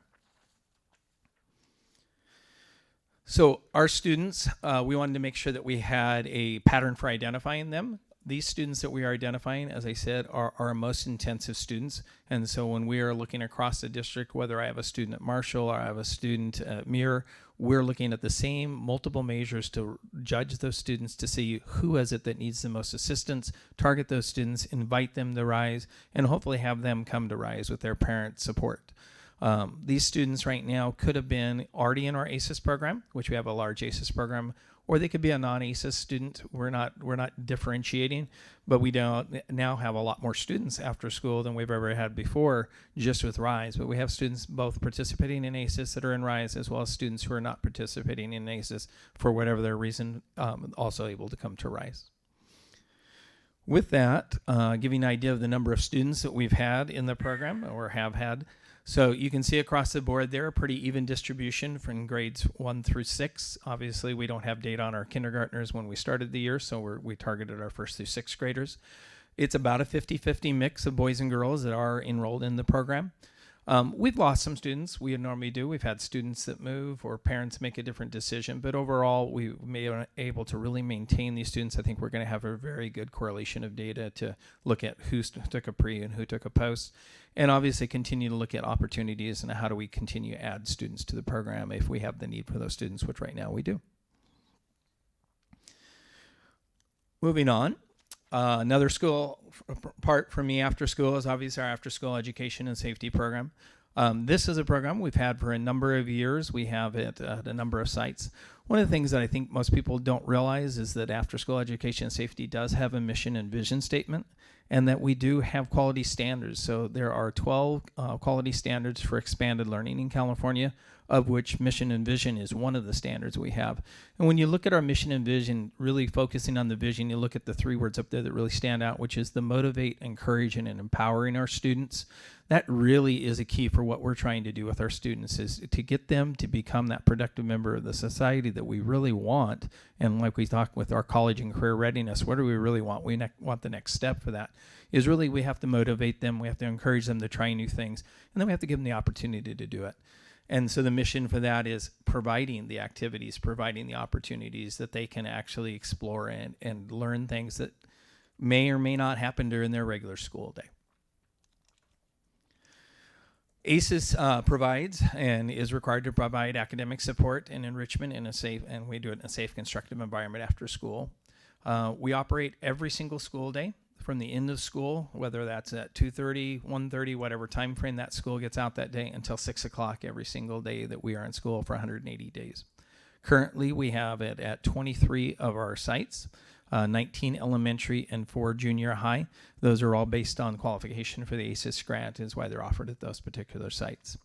Exciting this year is we were awarded the 21st Century Community Learning Center grant. That grant also included a summer supplemental, and beginning with January 2020, we are going to start having what we're calling ACES camps, and we will have students now outside of the 180 days also participating at those sites. So that's an exciting part for us this year. Okay. One thing that we do, I think, just like we talked about and recognize Mady and what her group does, is we collaborate and partner with a number of agencies throughout our community. Just to highlight it, a couple up there, I mean, definitely not the only ones, but we partner with SCO continually. We work with the Police Activities League here in Stanislaus County. We work with the City of Modesto through their Parks and Rec. We have a junior chef program that is in partnership with the East Stanislaus Resource Agency and also with the University of California Cooperative Extension. I have a list of a page. I did it one time, and I think that at that time I had over 40 different agencies or cooperative partnerships that the ACES program has had or maintains on a regular basis. One of the things we also have to do is keep our ratio in a staffing to student ratio, so 20 students to 1 staff. Obviously, that's a really nice ratio to keep. It allows you to do a lot of activities, allows you to maintain the safety that we need to have happen. Funding for the ACES grants. Really, the majority of our funding does come out of the ACES grant that we get. We have over $3.5 million comes from the ACES grant. We've added the 21st Century Learning Center grant this year, and then Dr. Noguchi really made a push based on the information that was given to us from the parents about how we needed to expand our program, and it was really supplemented this year, additional funds to us expanding the program through Title I. We also have an in-kind contribution that is a requirement of our grants. We have to have 33% matching. So for every $100,000, we have to have either gifts, services, money donations for another $33,000 on top of whatever our grant dollar would be in that particular case. I can tell you we've never had a problem meeting that.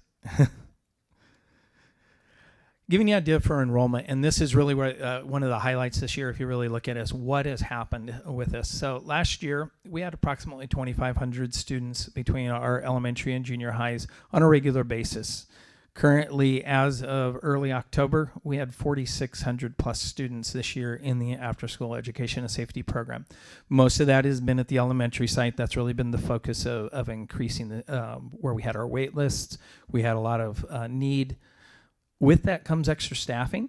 As you can see, we've gone from 140 staff to 240 staff. So we've had over an 80% increase in our number of students and over 72% increase in staffing that has been able to happen between the grants and the support of the district. And I think that's a great thing, because as of the time frame that we did this, we have no waiting list in any of our sites currently. Whereas last year, if you had asked me, Bret Harte had a wait list of almost 250 students.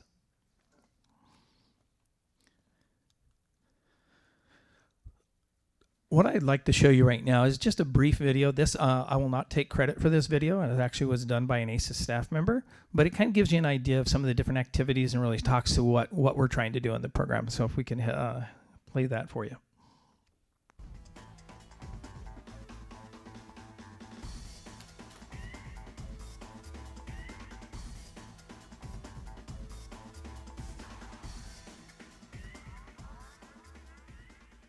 So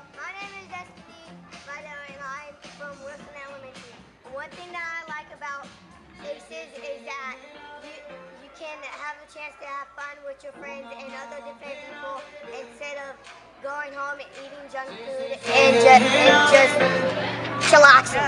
So 2002 to 2019 is going to be 17 years. Playing with Pal and the rest of the school. Hey, I've been doing it for a long time. I love supporting the kids. I love supporting the parents. I love treating the family, offering experiences that they don't normally get. Love it. Yeah, same here. I think watching these kids grow up and become literally productive citizens in our community is exactly what we're here for. So being that we've been doing this both for almost 17 years, to see kids that used to be our kids that are now working for us, are now parents and now doing teachers and all of that good stuff, it's probably the best part of this job.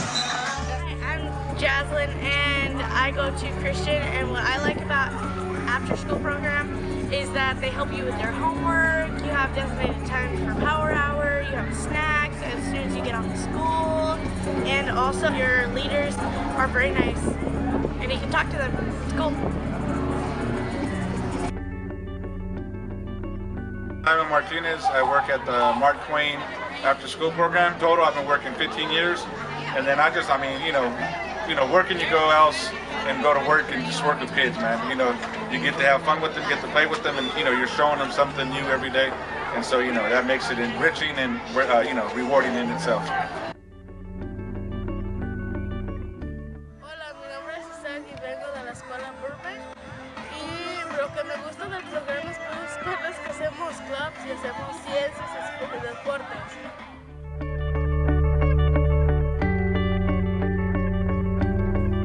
Hi, my name is Alyssa Jimenez. I'm a field supervisor for Stanislaus County Police Activity.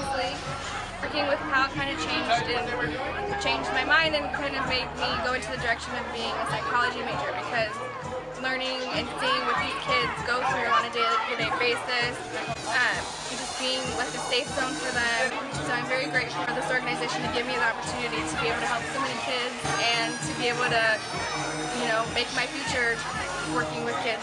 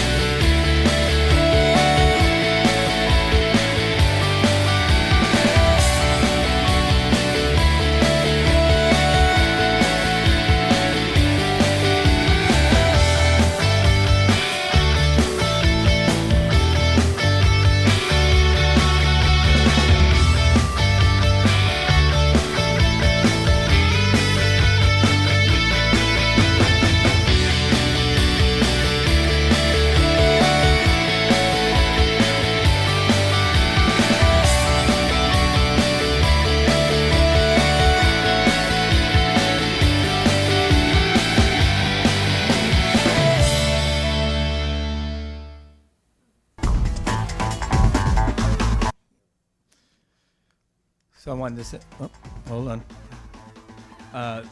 This was part of our Lights On activity that we did last year. This year, we are planning a new activity. Hopefully in the spring, we're going to have an activity. We're trying to do a math relay.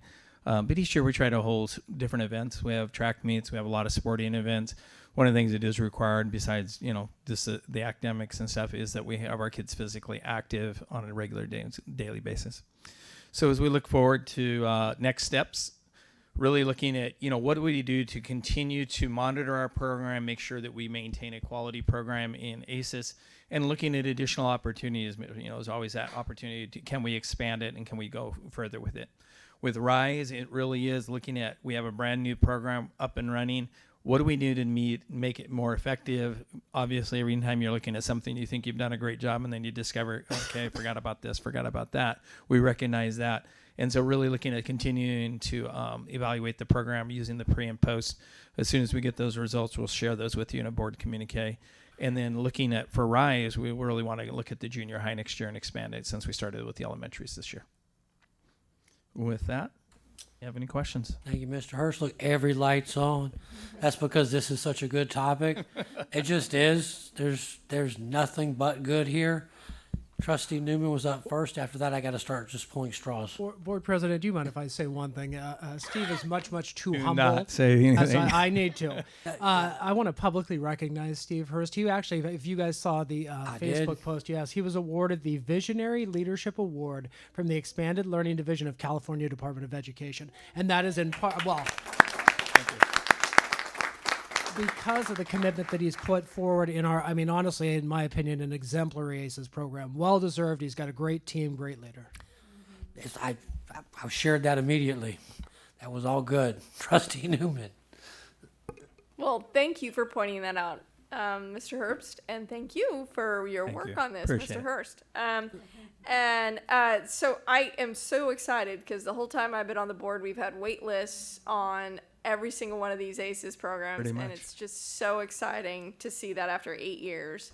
And the numbers have just increased. This is really, really exciting. So I know we have it at 19 elementary schools. That's not all of our schools. Is there a plan to expand to the remaining elementary schools? The plan is to try and expand to those schools. There's some factors that we have to work through. ACES is kind of based on Title I and free and reduced, and so obviously the sites that we're not out currently don't have that. And so our goal would be to try and be there next year, but there are some things we have to work through to make that happen. Because I know there'd be some parent and student demand at the schools that may not meet the economic parameters for the grant money, but maybe we could figure out a way to expand the program or expand some of the program there. You know, being that we have some That economies is of scale. definitely the plan. Okay. So the other school sites, and then I'm super excited about the Rise. I'm curious. I think you went over this a little bit. I just want to flesh it out just a bit. Sure. The students that are in Rise, are they referred by their classroom teacher? You know, I did leave that out. So what we've done is we've taken the data on the students, we've provided that to the classroom teachers and to get input back from them and recommendations. We want to make sure that we have students that are at the same level. We have a lot of students that need, so we could have a strategic student who's not at grade level, who's very different than an intensive, but we want to make sure that right now we're really focused on those intensive and are taking teacher recommendation and input into that process. And then it goes from the teacher recommendation, then it goes to like a letter home to the parent. Letter goes home to the parent, inviting the student to participate in RISE, which if the parent returns, they're giving us permission to enroll that student. From so there's there, a permission slip required. Okay. And then from there, we create class lists, send those out, and update those as needed, and identify the students. We have obviously our primary grades, 1st through 3rd, and our 4th through 6th grader intermediate grades, and we have curriculum specific to those grades.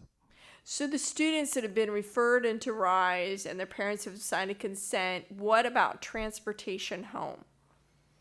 We do not provide transportation home. The majority of our sites obviously have walking, but that is conveyed to the parent in the letter that there is not transportation home afterwards. I would say 98% of them are picking their students up. We have a few that have signed permission slips for their students to walk home. Okay. And now the daylight savings is over, so that it'll be dark by the time they're We going moved our walk time up. Okay. It's very much like ACES. So for the after school program, we have walkers there also that the parents have signed a permission slip. As soon as we hit daylight savings time, our release time now is 4:30. The reason for 4:30 is if you're a walker, you should hopefully be able to get home before it's dark at that point in time. Great. Thank you. And thank you for this great work. This is really exciting. All right, I'm going to go right, then I'll come back left. Trustee Lopez.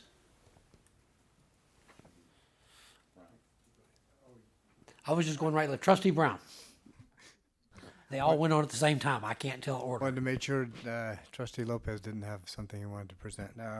So, like Trustee Newman mentioned, I'm ecstatic that we don't have waiting lists. That's such an important piece. And grateful to the district and for the grant money that has made that possible. Definitely. So with that, you talked about an 80% increase in the number of kids that are participating and a 70-something percent increase in the number of staff members. So do you have a ready and able list of people that want to work, or are you struggling to keep the teacher element engaged for additional time? For the RISE program, we have been able to meet all of our teacher needs in that program. So if you're talking about that, if you're talking about ACES, we contract with staffing partners, which is the city of Modesto through their Parks and Recreation, and Stanislaus County PAL, who is actually the partner also on the 21st Century Grant. And that's where we're bringing our staff in to work with the students in the 20-to-1 ratio. The larger you get, the more challenge there is. There's no doubt about that. I think everybody recognizes the more bodies you have, the potential for greater turnover can occur. But right now, we've been able to meet the staffing needs that for the students that we have. And so that's been a real positive. Good. I'm also interested in the assessment piece and anxious to see what the results are. Definitely.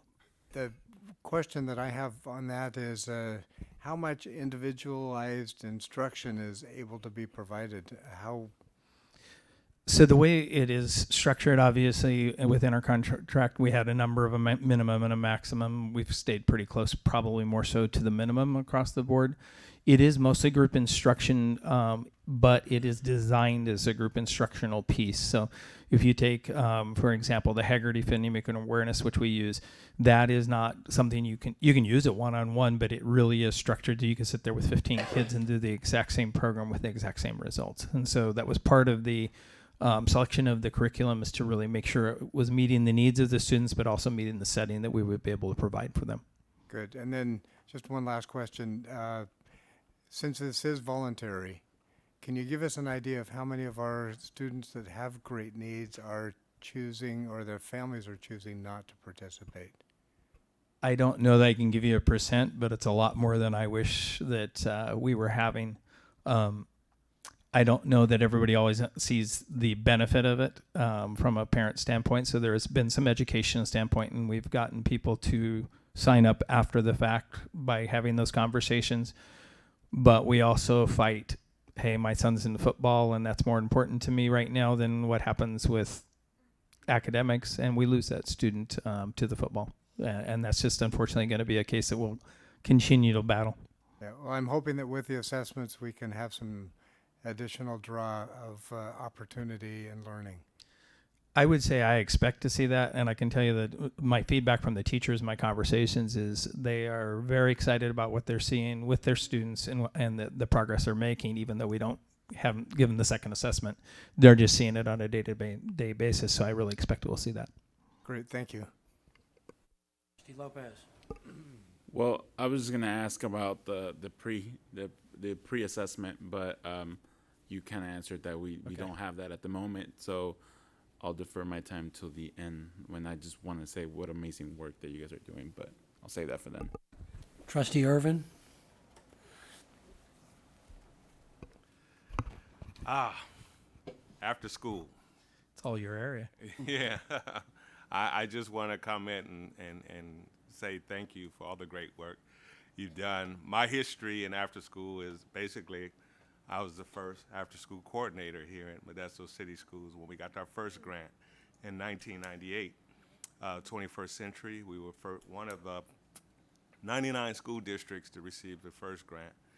And then we got another grant in 2000, and then we got the ACES. I was fortunate enough to be part of that after-school directors who were called to Sacramento to help give input on the legislation, Prop 49, which created ACES.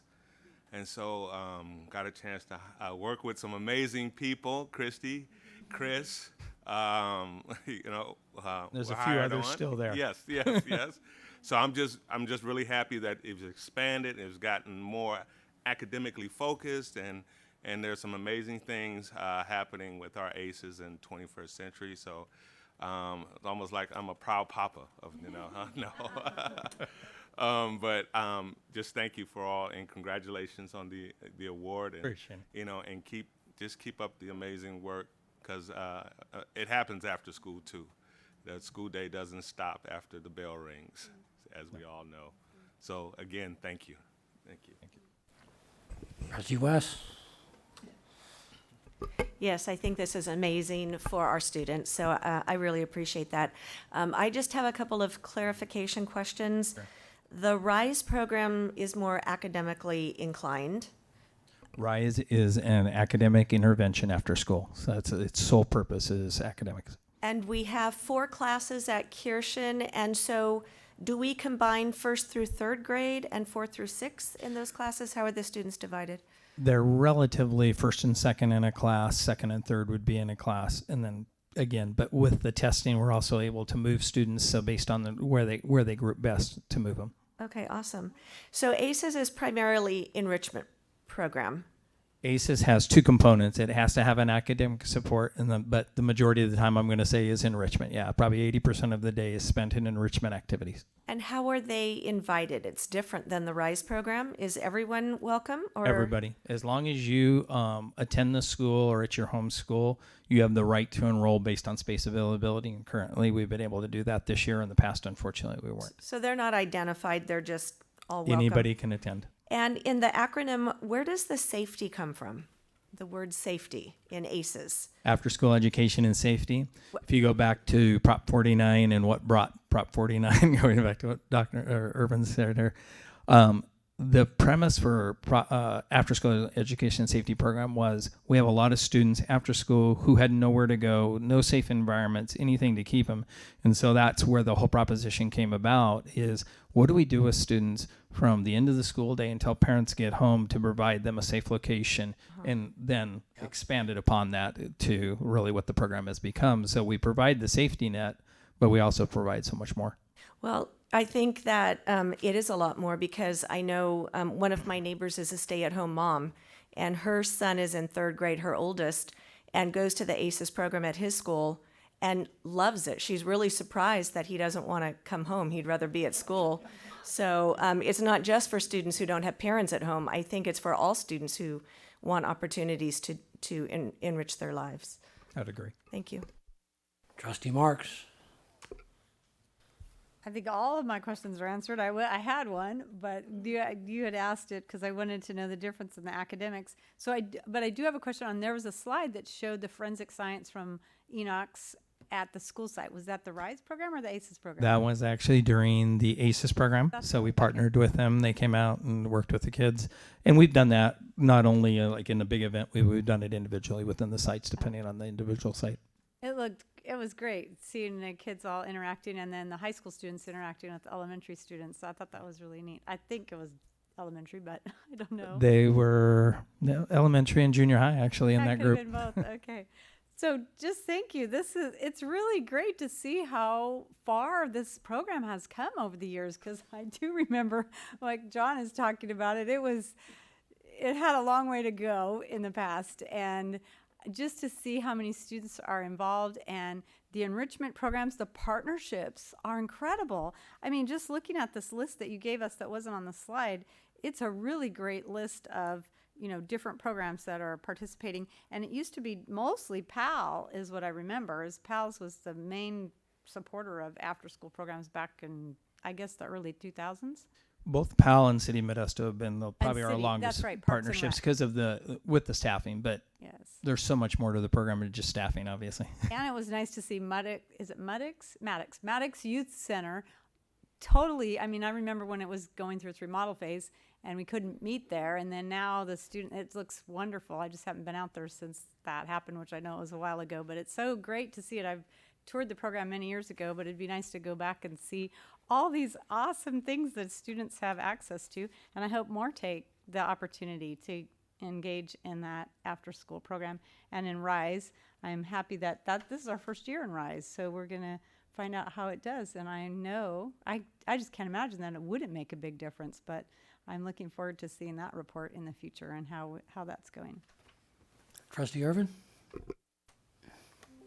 I'm just glad also there's no waiting list. We always had waiting lists. Always had a waiting list, and it was just so disheartening to turn kids away because you had these waiting lists and you just couldn't accept them. So now to have no waiting list that's open to all students is amazing. So again, that's what we needed. So I think you can thank Dr. Noguchi for that push, but you can also thank the staff behind me because they're the ones that have made it happen. Trustee Lopez. I was gonna say that I was gonna thank Dr. Noguchi, your staff, for allowing that to happen. I mean, on the other side of John, I mean, growing up and being a part of the school district, I was not directly but indirectly through the guidance and mentorship of John saw that extra investment, right, and that work that was being done through my formative years. So I think that's the biggest thing for me is mentorship, and the work that you guys are doing, the work that everyone's putting in, is really embodiment of every student matters, every moment counts. So thank you for taking that extra time. Thank you for taking those, allowing kids to have a space to grow and to be safe. So thank you. Trustee Marks again. Just wanted to thank you for the report that you put in, You're welcome. all that extra information. I appreciate all of that, and it just helps me process it. So thank you. You're welcome. Okay, that just back to me to just say thank you because all the questions essentially been asked. I would ask one maybe, and I did write down one thing because I noticed we're talking about the sites that don't have ACEs now at elementary, and you mentioned Title I being a hurdle. That maybe and this just throwing it out there, maybe the answer is that maybe we bus them to a Title I site nearby. And I don't know how that would play out in the process of the funding because the ones that aren't close in the sense that you're not going to move some of these sites that are nowhere close to Title I into a Title I category. Maybe the idea is to scoot them down the road maybe to a different site to give them the opportunity. I don't know if that would work or not, but overall, this is phenomenal. I would say there's options to explore, and that's really where we're at right now because the goal is to go there. But you got to do it within the law too. Correct. I mean, how do you get around that hurdle? But it's phenomenal. I think the safety point is well made because if you're a parent and now your student is now doing something and they're interacting and they're with other children and doing something that's engaging and you're not worried about them till 5 or 6, life just got a whole lot easier because we didn't have this when I was a kid. I was out running around in the street, which probably made somebody nervous. But I think it's extraordinary. And the no waiting list was something people asked for repeatedly over the last 2 or 3 years. And it's one of the first things Dr. Noguchi got done, and it's huge. There's no way it's not one of the biggest things folks are talking about, whether it's city council, whether it's county supervisors, whether it's PAL. This is huge, and I will just leave it at huge. Thank you, thank you, thank you. Thank you. Not seeing any more lights. Public questions, comments? Seeing none, back to the board for comments. Seeing none, thank you, Mr. Hurst, and you did look good on the internet getting your award. Thank you. Have a good night. This gets us to B7. No, B6. I moved too quick. B6, report on 2019-21 District Communications and Marketing Strategic Plan. This feels like Ms. Noonan. It has to be. It is. You're correct. We're getting the presentation. Thank you. So first off, I just wanted to thank the board because of your support and and the vision, I think, of Dr. Noguchi as well. We were able to expand the communications department, which is one of the reasons why I'm here, and I'm very thankful for that. I do want to recognize, she's not here right now, but Becky Fortuna, she's been here for, I think, a little over 8 years. And being a single person in a school district of our size is definitely a challenge. But I think now we've taken it to the next level, and we're taking it to the next level with the addition of my administrative assistant, Julia Nacio, as well as the joining together of the student, parent, and community support division under the communications department with Mady Herrera and her team. So I just wanted to thank you for your support with that. And tonight I'm definitely pleased to provide you with an information overview of the 2019-2021 Communications and Marketing Outreach Plan.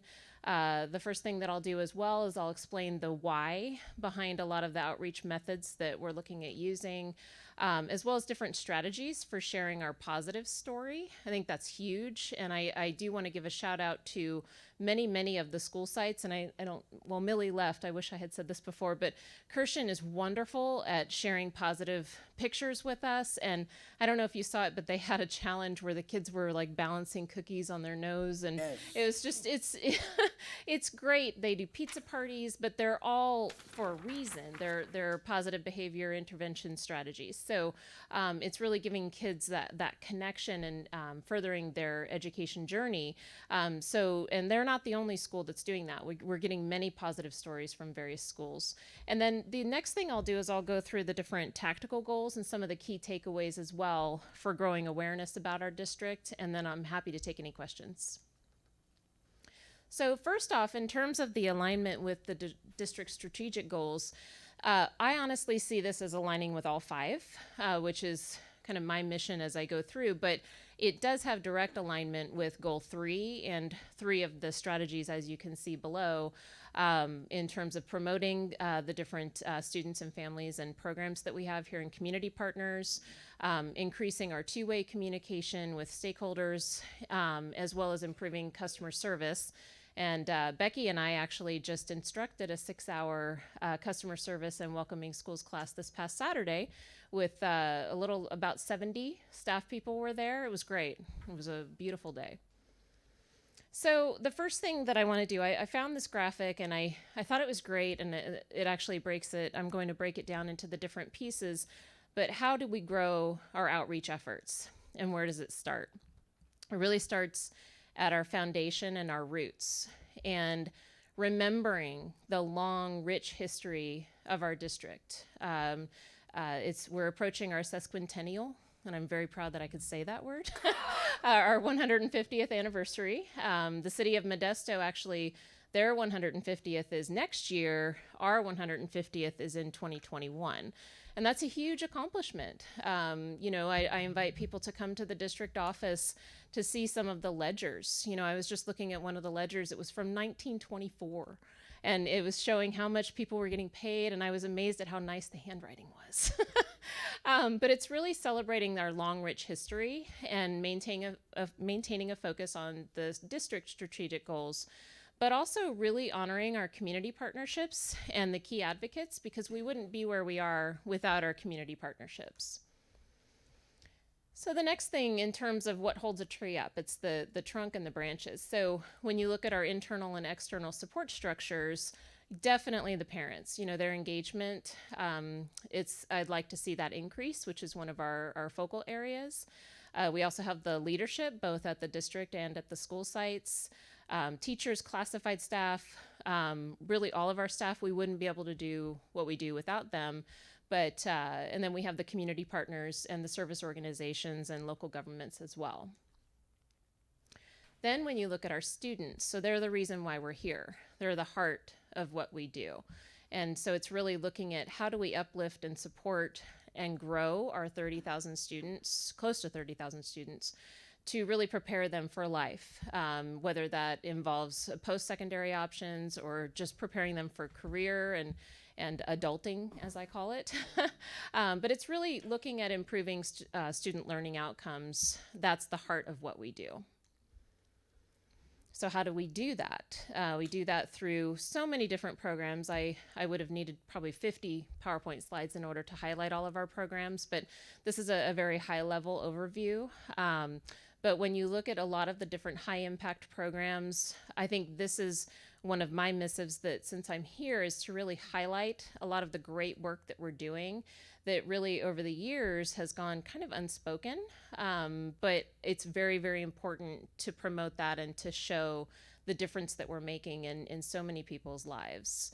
But also I think it's also important to highlight our fiscal accountability, thanks to Tim and his team and actually every employee in the district, because I think that's a joint responsibility. And speaking of that, there's recognition programs. So we're looking at expanding our recognition programs. How can we better recognize students, staff, and parents? And then obviously the different facility improvements that are going on through the bond program. And lastly, it's really deepening our roots to continue to build on that foundation. So we have that continued success, again, preparing students for if it's college, career, or just heading into life.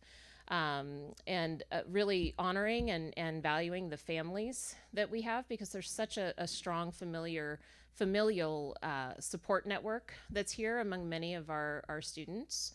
And really just celebrating the positive image and success that we have in this area.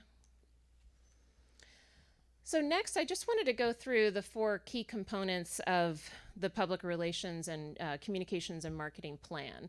So first, we have the National School Public Relations Association. I just wanted to go over how they define public relations. And as you can see, it's really improving the programs and services, but through a 2-way communication process. I think throughout this presentation, you're going to see an emphasis on that 2-way communication process. And it really is about relationships. It's about hearing from people in terms of how can we improve, but also increase trust. I think trust is at the root of everything that we do. And then when you look at marketing, so marketing really, the difference between PR and marketing is about the customer perspective. What's our product, if you will? And really there's a lot of different, in quotes, products that we deliver, but I think ultimately it's about a high quality education and advancing our students. And I really look at it that everyone, no matter their role, no matter their site, everyone within our organization plays a role to market the district and provide top-notch customer service, which is one of the reasons why we have the commitment to providing training and professional development on that. Media relations. So this is an ongoing component of what we do, but it's definitely something I've been focused on increasing even more. And one thing I'm very proud of, so I've only been here about 4 months, and within my first month of being here, we arranged an editorial board with the Modesto Bee. And it was a great opportunity to go in and present our positive story, and it did result in an editorial which basically covered Dr. Noguchi's first year here, which I thought was a positive step. But it's about nurturing those relationships. I already have a lot of relationships in the Sacramento market, especially with the TV stations. One example would be the story of the Davis High special education student who had his bicycle stolen. And then we just had so much positive support from the TV networks, and the Ellen Show actually called the school as well. So when you look at how far that reached, it's about those relationships. It just took me sending a message to Mike Tassell at KCRA, and that's what started the process. So we're continuing our work to reach out to the media and to really promote the positive stories, and I view it as educating them as much as possible as well. And internal communication, so our employees are our best assets. They are really the front line in front of, whether it's our parents or it's our students, they are our best assets. So we need them to create welcoming schools and a positive environment.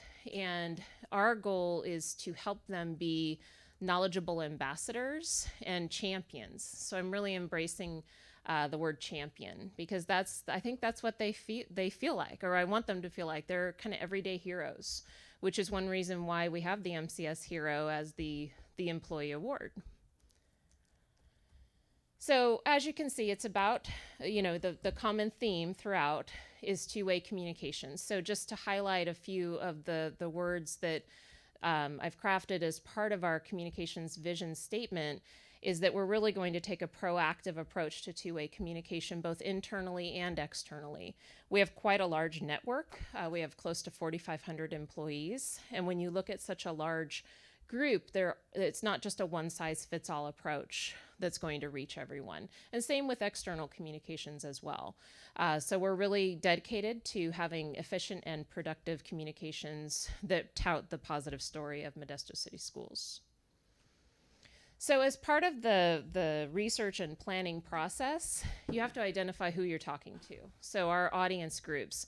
This may be obvious, but I would be remiss if I didn't go through this, because this is really a strong component of what you do when you're preparing any type of strategic plan. So internally, obviously, we have all of the Board of Education trustees. We have our employees with specialized messaging, because then you have the site personnel. Then we have substitute teachers and many, many volunteers. So externally, we have students, both current, prospective students, as well as our valued alumni. We have our parents, our parental organizations, booster clubs, and so on. So you can see the list there. Obviously, there are many facets underneath each of those groups, but this is just giving you a snapshot of who we're looking at when we're targeting a lot of our communications. So desired outcomes, as you can see on this slide, I've highlighted the word informed, because that's what we want to do. We want to inform our publics, our stakeholder audience groups. And that can be, really helping them identify with the Modesto City Schools brand, understanding what we're here to do, and then also, for example, informing our employees so that they will project positively on behalf of Modesto City Schools, whether they're at work or whether they're at home. So the next thing I did is I identified our desired outcomes by the different groups. So how do we want them to act, or what behavior do we want them to demonstrate? And one word I'd like to highlight, which I did on here, is trust. And trust takes a long time to build, but it can be easily eroded away with certain situations. So my goal is to continue to build upon the trust that people have in Modesto City Schools. Every single day they're trusting us with their children.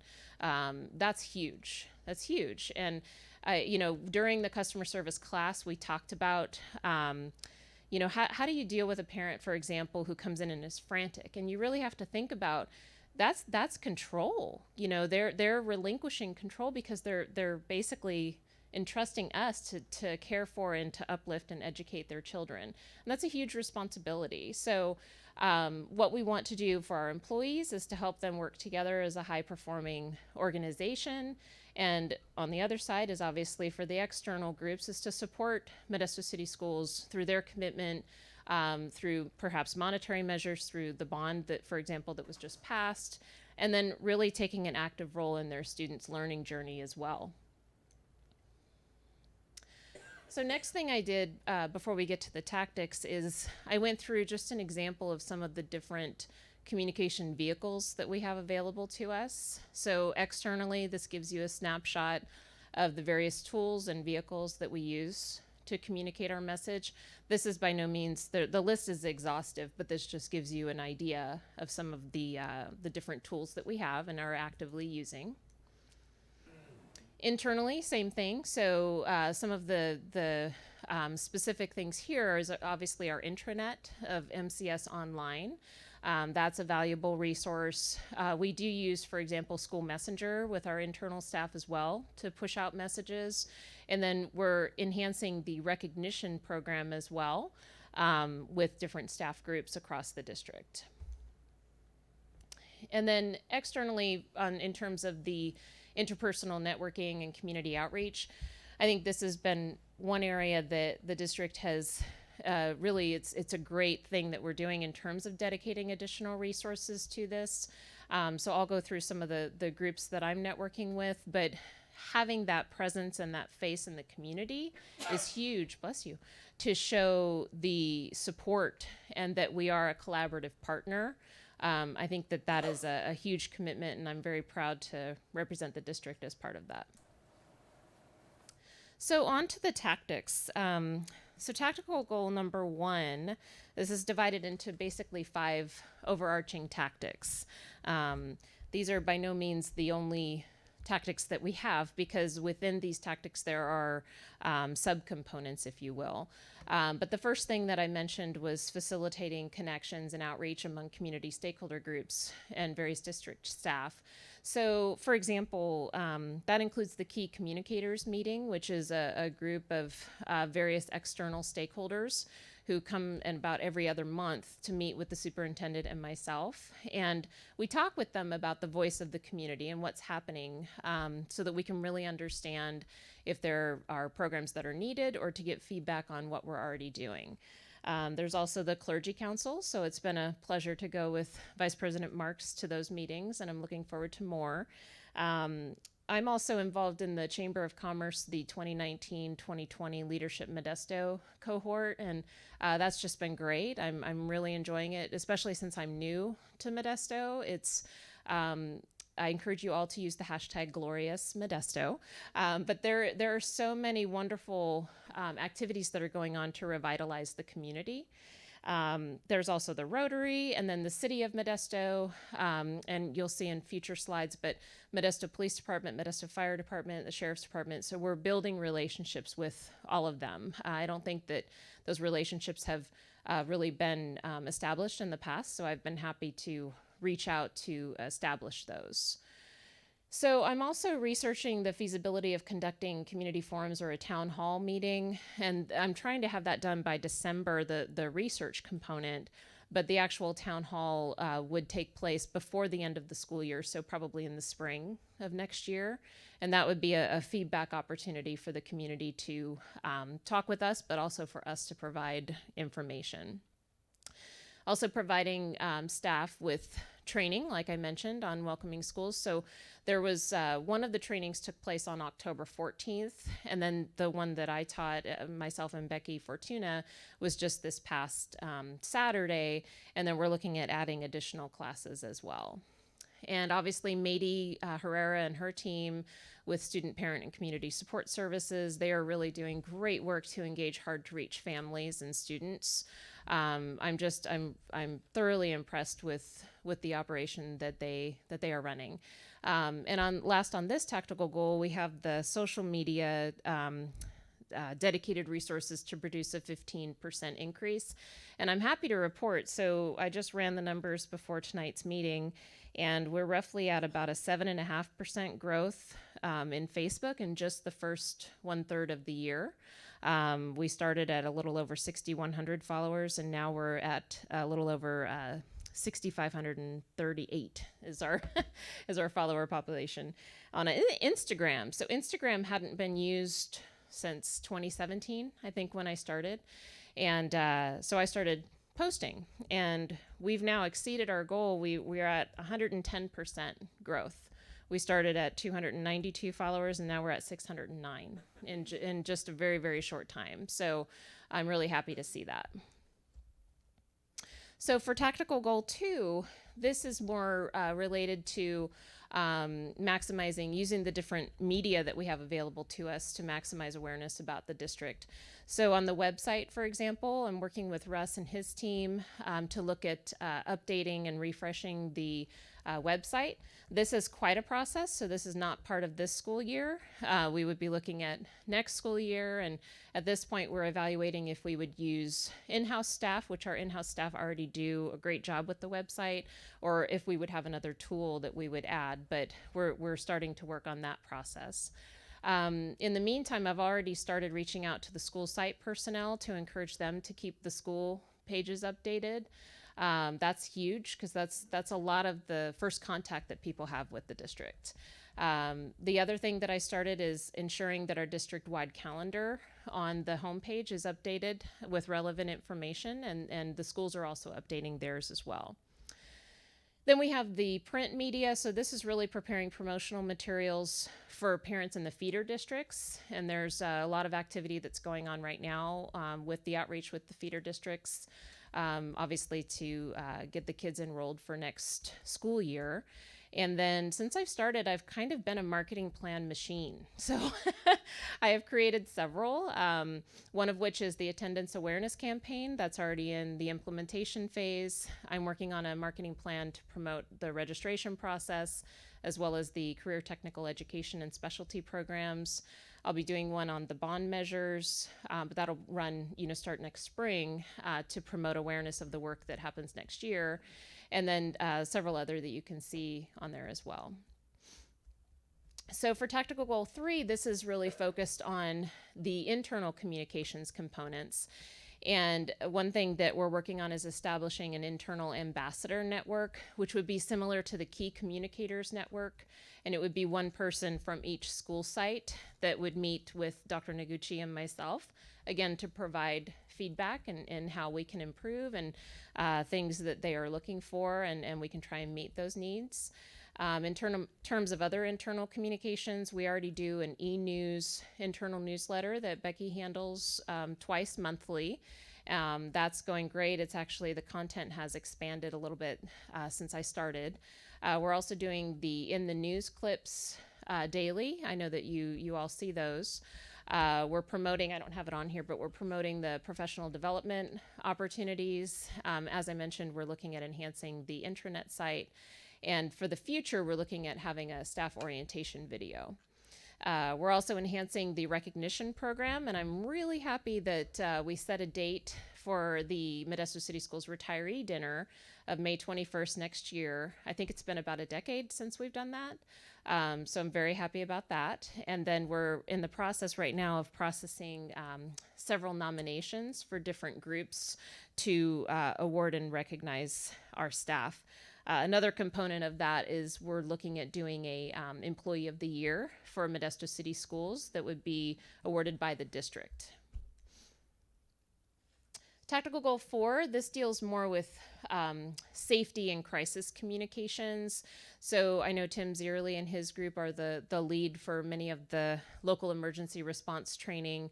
But I'd like to, get more involved with that. I've had a lot of training with OES and so that's the Governor's Office of Emergency Services, and I've responded to many, many crises. So it's a natural fit. And as I mentioned before, we're establishing relationships with the different public information officers at the various agencies around the county, and then using various tools. For example, the website, and then school messengers, so that we can have a thorough communication network if a crisis does arise. And Goal 5, as I mentioned earlier, is to really expand our media relations outreach. And as I mentioned, we've already had an editorial board with the Modesto Bee on July 17th. We had an editorial published on July 22nd, which I felt very positive. Then they ran a subsequent editorial on a different topic, but then they were very receptive to publish our op-ed piece, which I felt was a great win. So we're working at developing those relationships. And then, as I mentioned before, really responding on any reporter inquiries. We're very, very quick to get back to them, but also increasing our social media presence, because that's a very much so, the media monitor that very, very closely. So in terms of the last component of a plan is to make sure that you evaluate and measure, and then it's basically you take that information and you feed it back to the beginning of the plan to make any adjustments that are necessary. Sometimes with public relations, measurement can be somewhat nebulous, if you will, without using sometimes very expensive tools. So I'm trying to use a lot of tools that just are already in existence, and to maximize data that we're already receiving through other methods. So obviously, we've been assessing the tonality and the content of articles relating to Modesto City Schools. I'd like to do an employee survey annually to receive feedback, and that would be confidential. It wouldn't be recorded by employee names or anything like that. I'm also seeing the need to do a communications effectiveness audit and to actually understand what various sites are using for their communication pieces, and really to bring a lot of that into alignment. And then using, obviously I've mentioned the social media. There's great analytics that you can find on Facebook, Twitter. If you're ever interested in that, just let me know, and I can give you a demo of some of the analytical tools. And lastly, community feedback, obviously through the LCAP survey, but also through conversations, focus groups, kind of word on the street type of thing, and really understanding how people are feeling about the district and if there's needs that we can further meet. So I'm happy to take any questions as well. Thank you. Everybody digest all that, because there was a lot there. Trustee Marks. Okay, I have just one question, but I first want to thank you for a great report and the information in the report, because I read through it. It was so detailed, and it helped me see where we're going. And I have to say, there's probably at least 3 of us up here ready to do a happy dance, because Oh my goodness, we've been asking for this for Ever. at least 8 years, maybe longer. Well, I've been asking for, but yes, at least the three of us have. So it's really exciting to see this and see the plans and hear what's going on. And I think two words stand out to me that I appreciate. One is trust, because building trust in a community is really key. And then the relationships, because when the trust breaks down, the relationships break down, and then everything else, the communication breaks down, and everything from there on is a big lift. So you came into a time when we need to do a big lift, but I believe that this plan is really set forth in a great way that you put it out. So I appreciate that. So just one, speaking of relationships, on the communication vehicles, on the interpersonal and networking community outreach one that you had the box on with, have you considered adding Board of Supervisors and SCOE? Because part of our district is outside the city, so it does encompass some of the county, and to build those relationships. And whenever, I know that those were difficult when we were building Enoch's and Gregory high schools. Those were ones that I think it would have helped if we had built, or at least we thought we had good relationships, but they kind of broke down at one point. But I think that it just helps us to be able to reach out to them and work with them. And then SCOE, I think, as well, just so they're aware of some of the programs we're doing. We're aware of their programs. And I know we work on that, and I know the superintendent does some of that already. But it just helps when you have some crisis happens and you already have the relationship built like you had with the media. You can contact them, and it's a good thing. So this is awesome. I'm so excited to see this. Man, if you only knew how much we really wanted this. So I'm just appreciative of Dr. Noguchi to say the yes and go forward with this. And really, I know Jane Johnston. I don't know how many of you knew Jane Johnston, but she worked for SCOE, and she was their PIO officer. I don't know what her title was, communications officer. But she actually said to me about 15 years ago, "You're such a large district. Why don't you have your own communications person?" And that I said, "Well, we'll try, and I'll see what we could do." But I got a lot of no's, so it's awesome to get a yes. And look where we're headed, and just the direction that we're going. So thank you so much for the time you're spending on this. Thank You're you the for right your person support. for this. Yes, And thank you for your suggestion too. And we do work with SCOE a lot, but I will definitely add them. So thank you. Okay. All right. Trustee Brown. So building on that that trust word, I want to thank you for changes that you're bringing about and the positive feel-good things that are bringing attention to the district.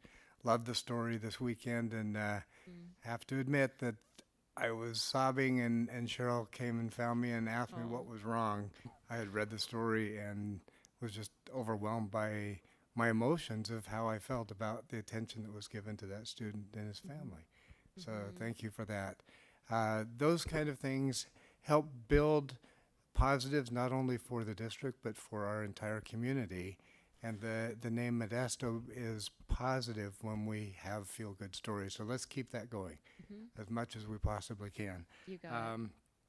Also, the word trust. You know, my involvement with the whole bond initiative and building community support for bond measures. I look at what we did recently without your help, and I'm looking forward to what we can do with your help and with your department and all the positive focus that we can give. I'm looking also at the statewide measures that are coming up this year, and realizing that there's a big part that we need to play in making those successful. We need to teach the public how we can leverage our funds with state funds and do twice as much with our bond money if we get the support generated here locally for the statewide initiative. So I'd love to work together with you to make sure that we get that information out to the public so that we can use our money to the max. Yes, yes, sounds good. Yeah, I'm looking forward to that. Good. And then looking forward to future bonds, looking forward to working together with you so that we continue to build that trust and guarantee that we have public support for the things that our kids need most. Definitely. And I think, you know, Mr. Zierli and his team are already fact evident of that in terms of how much they did in such a short period of time this past summer, and seeing the transformation in the schools just with a slight portion of the bond money so far. So I think that that's, you know, as we move forward and you see the facility master plans, I think that the community is just going to be wowed to see that. And I do want to give Principal Michael Schroyer at Davis High School. He and his team are the ones who pulled together the event that happened on Saturday for the student's father who was passing away, and being able to share that honorary graduation ceremony. I mean, I don't think there was a dry eye for anyone who watched that story. And so I really want to give the Principal Schroyer a shout out for that, because that was a huge gift that he and his staff and San Joaquin Hospice gave to that family. Yeah, and I think that's one of the stories that's going to have a much wider reach than just the Sacramento story. It already has. Yeah, definitely. But thank you for bringing that up. Well, thank you. Yeah. Trustee Newman. Well, thank you for this report and the thoroughness of it. Yeah, both things were very comprehensive, and I appreciate it. And we have been wanting this for many years. We even had a marketing professional that was on the board at one point and was directing it and just pushing really hard. And it just, we could not move it. So I want to ask, one of the big things that I've always, that is the big issue is parents. So reaching parents,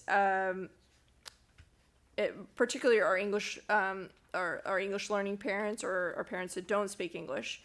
It depends on what camp they're in. But how are we? I mean, I know we're using Mady and her team to help reach them. Is Facebook an effective tool to reach them? Mm-hmm. That's a really good question. So I think it depends. A lot of the English learner and non-English speaking parents are on Instagram, is what some of my research has shown me. We actually have not started doing dual language posts at this time. It is something that's a goal of mine. We have an amazing translation staff who help us quite regularly, but that is a goal of mine to start doing that.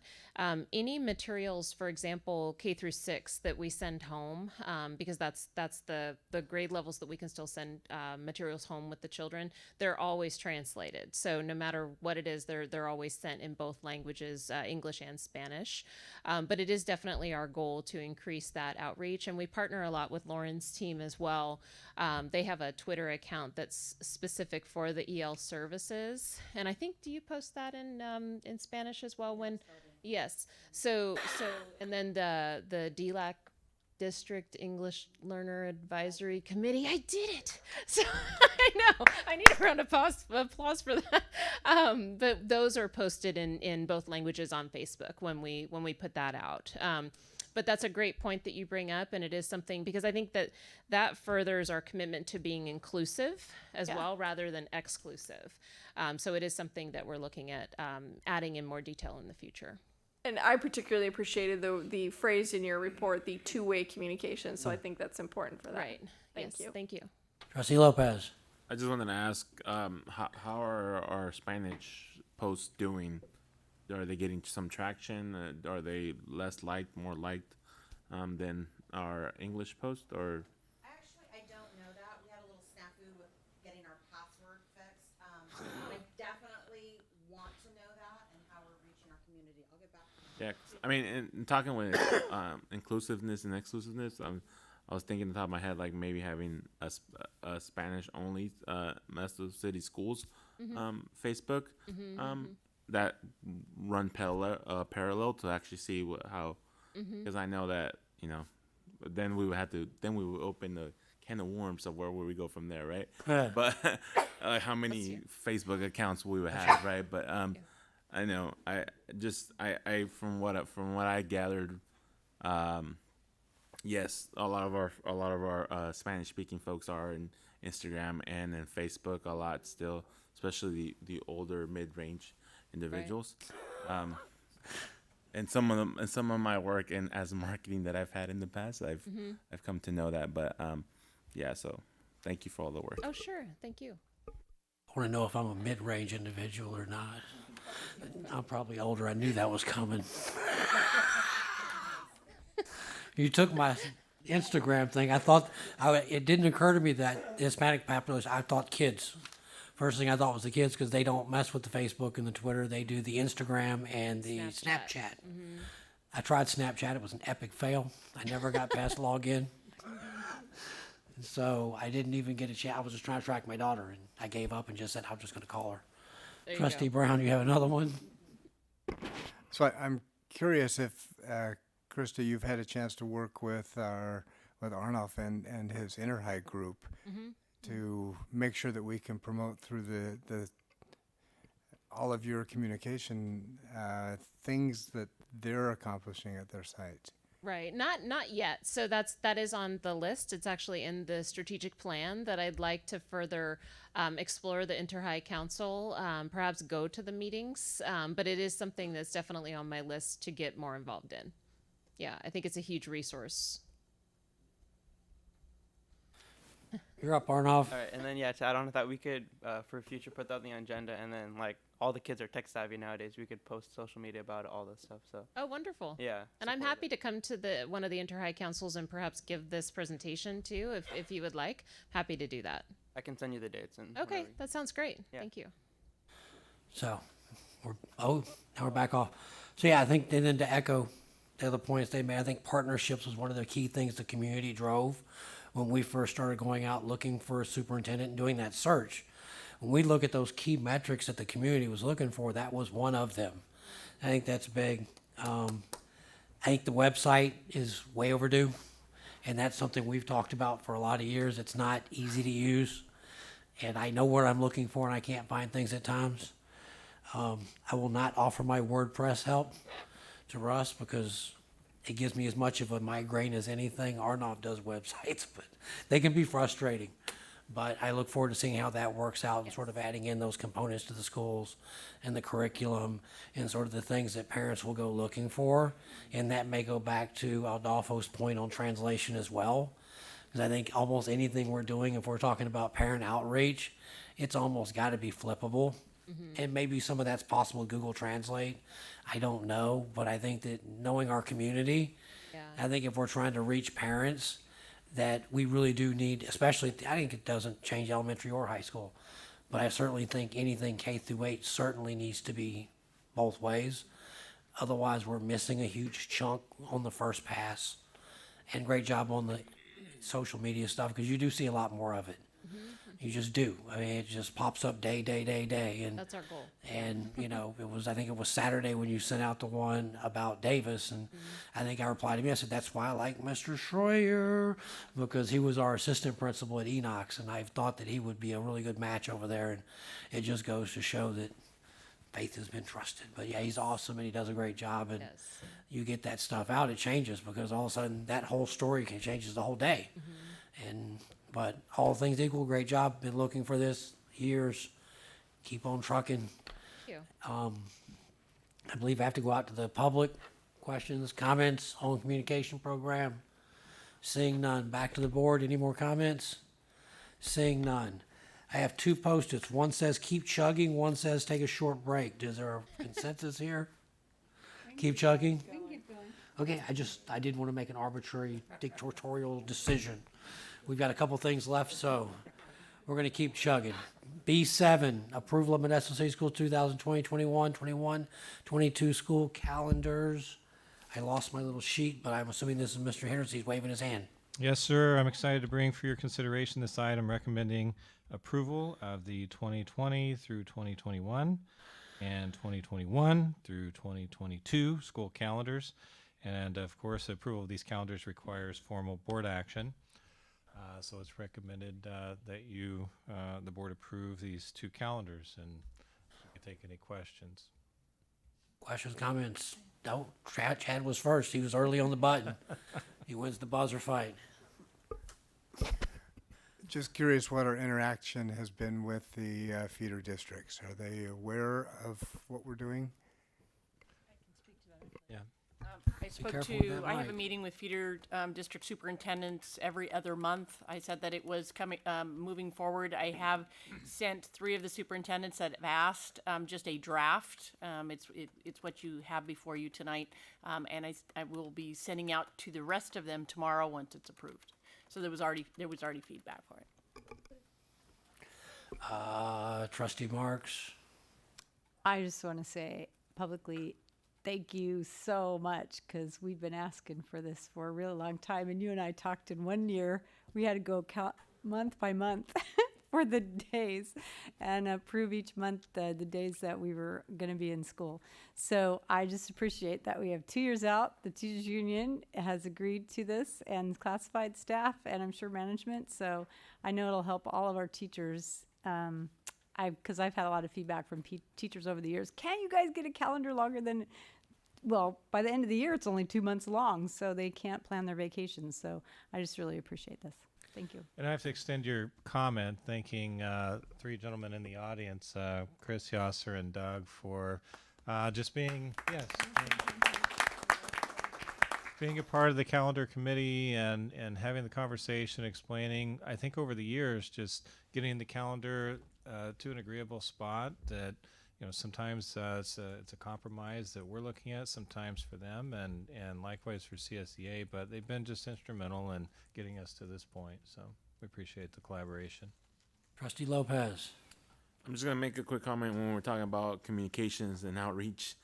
One thing that I brought up last time when we had the calendar up, and I know that this is just for internal right now, but I know that eventually it comes external. But I would definitely like to see an icon, something that outlining our school board meetings on the calendar. Trustee Irvin. Your light was on. And maybe it was just feeling like you, okay. We'll ignore that request. Okay. So, seeing no other lights, I have no questions. I've only got 2 years left, and I still want more at Thanksgiving instead of getting out the day before. And I think it works out this time that we're not out for Christmas break a minute before the Christmas Eve, which I think was a problem in the past and something we should look at.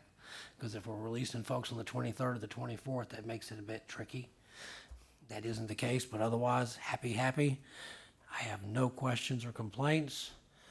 No more lights. Questions or comments from the public? Seeing none back. Oh, now missed. See, I could feel you had a question. You just weren't ready for it yet. Trustee Irvin. Now, I noticed in December 2020, it says December 18th. That's end of the quarter. They don't do end of the semester, isn't it? End of the semester. Be the semester, yeah. What it says. But they just go by quarter. First semester. Quarterly. Yeah. Okay. Okay, that takes care of board comment. Since we came back to the board, I make a motion to approve. motion second. All those in favor say aye. Aye. Passes unanimously. All right. Now we move into B8. Nobody yelled bingo, so I guess we had to keep going. Approval of the first reading of proposed draft board policy BP 04200, school plan site councils. Ms. Mack is here for us. Good The evening, floor. President, Board President Walker, Vice President Marks, trustees, Superintendent Noguchi, and Cabinet. As you notice, I am not Dr. Perez. She was in an accident this evening, so I am, this weekend, so I'm filling in for her. Hopefully she's okay. She is. She's just a little sore. The purpose of this presentation is the approval of the first reading of the board policy pertaining to school plans and student achievement, SPSAs, and school site council BP 0420. The BP has been revised to be in compliance with ESSA requirements and gamut language. Outlined in BP 0420 are school site council composition and responsibilities, as well as the requirements of the SPSA. I am here to answer any questions. All right. Any questions from board members? Seeing none. out to the audience for questions or comments. Oh, Chad, look at you flipped on. I took my eyes off the lights for 1 second. Trustee Brown. I'm just curious, in my previous board assignment, we saw those plans in the board meetings, and I Beat me to my question. not sure that I've seen those plans. How do we get access to them? They come to you every year in consent. They usually come in November to the consent item for your approval. The state and federal always has the official plan from every site, but they usually come just in an agenda item as a consent. But they're here for anybody to see. If we're seeing them in consent, is the public seeing them? If they dig into the agenda. It's school site council season at each site and is part of the approval. And then they're provided to the school leadership directors who also observe them or read them prior to state and federal having them at the final.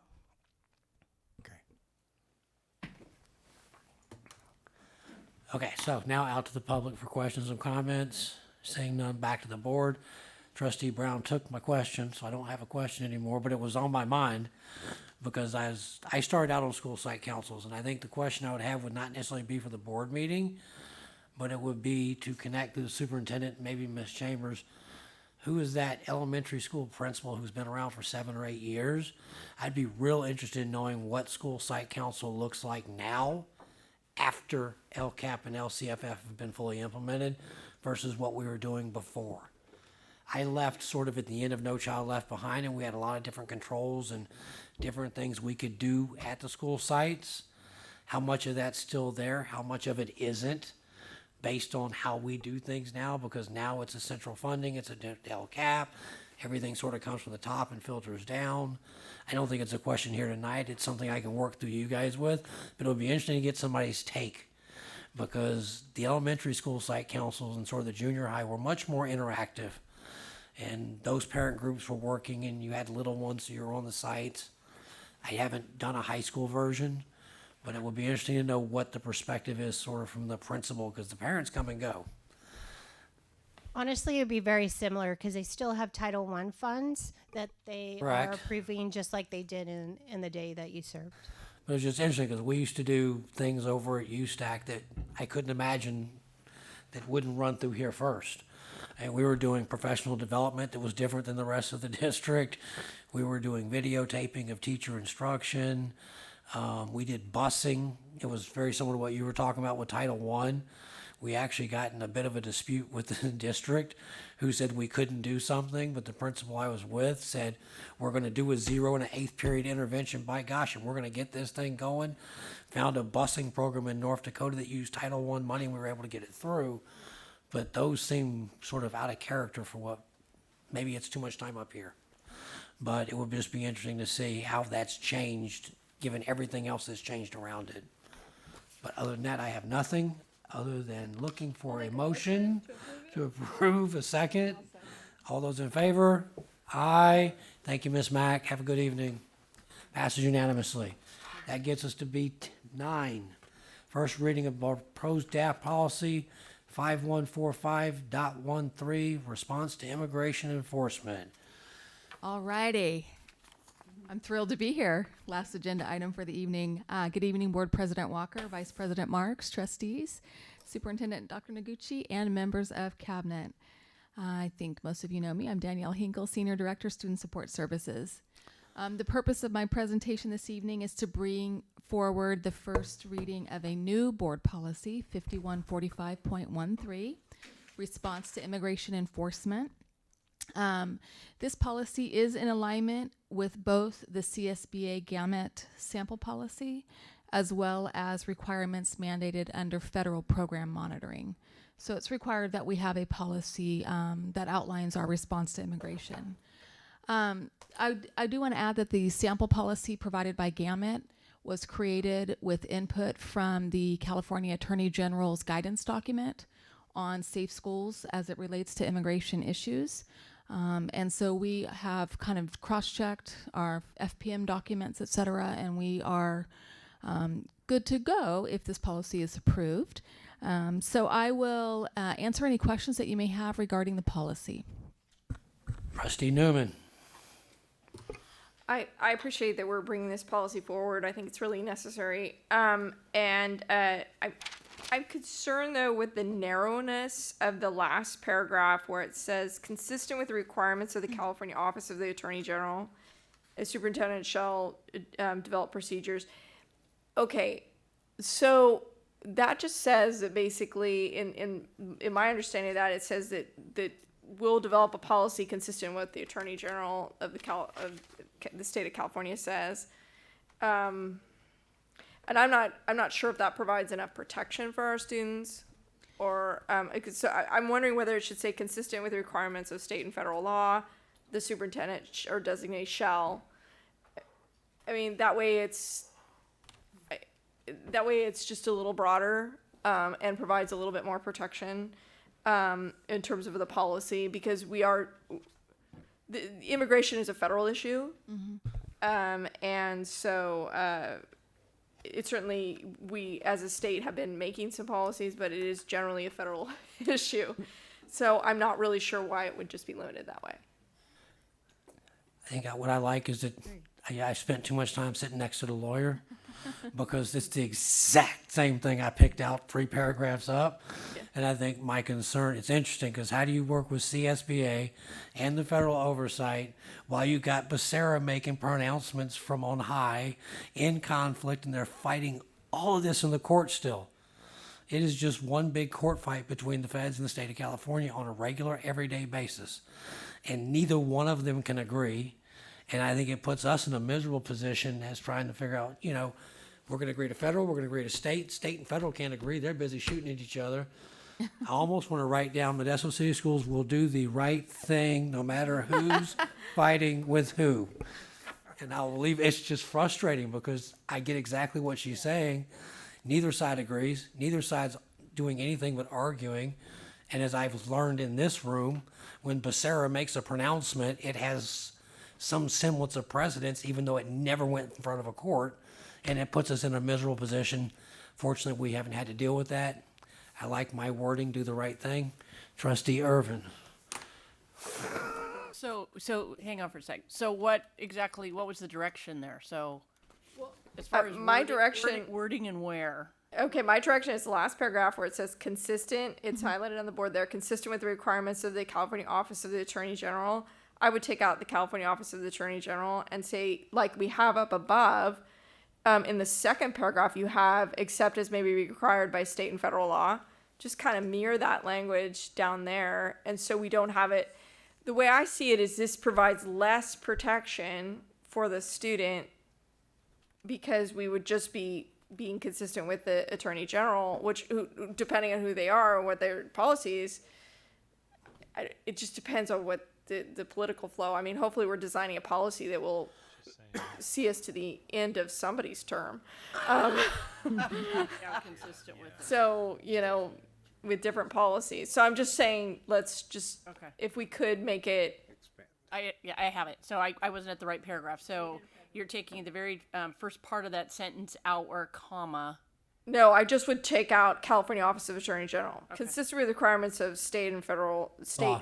Or we could say state or federal law, or I'm not, I don't know what should be there right there. That's the same. It's interesting. It's the exact same problem I was talking about because again, they're in conflict, and maybe put a red flag on this thing, and say as soon as they finish fighting in court, we come back and revisit this when they're done fighting, because it's still working its way through the court system. And again, I think to Amy's point, Trustee Newman, she's the one that taught me when Becerra makes proclamations, they sometimes have precedence, they sometimes don't.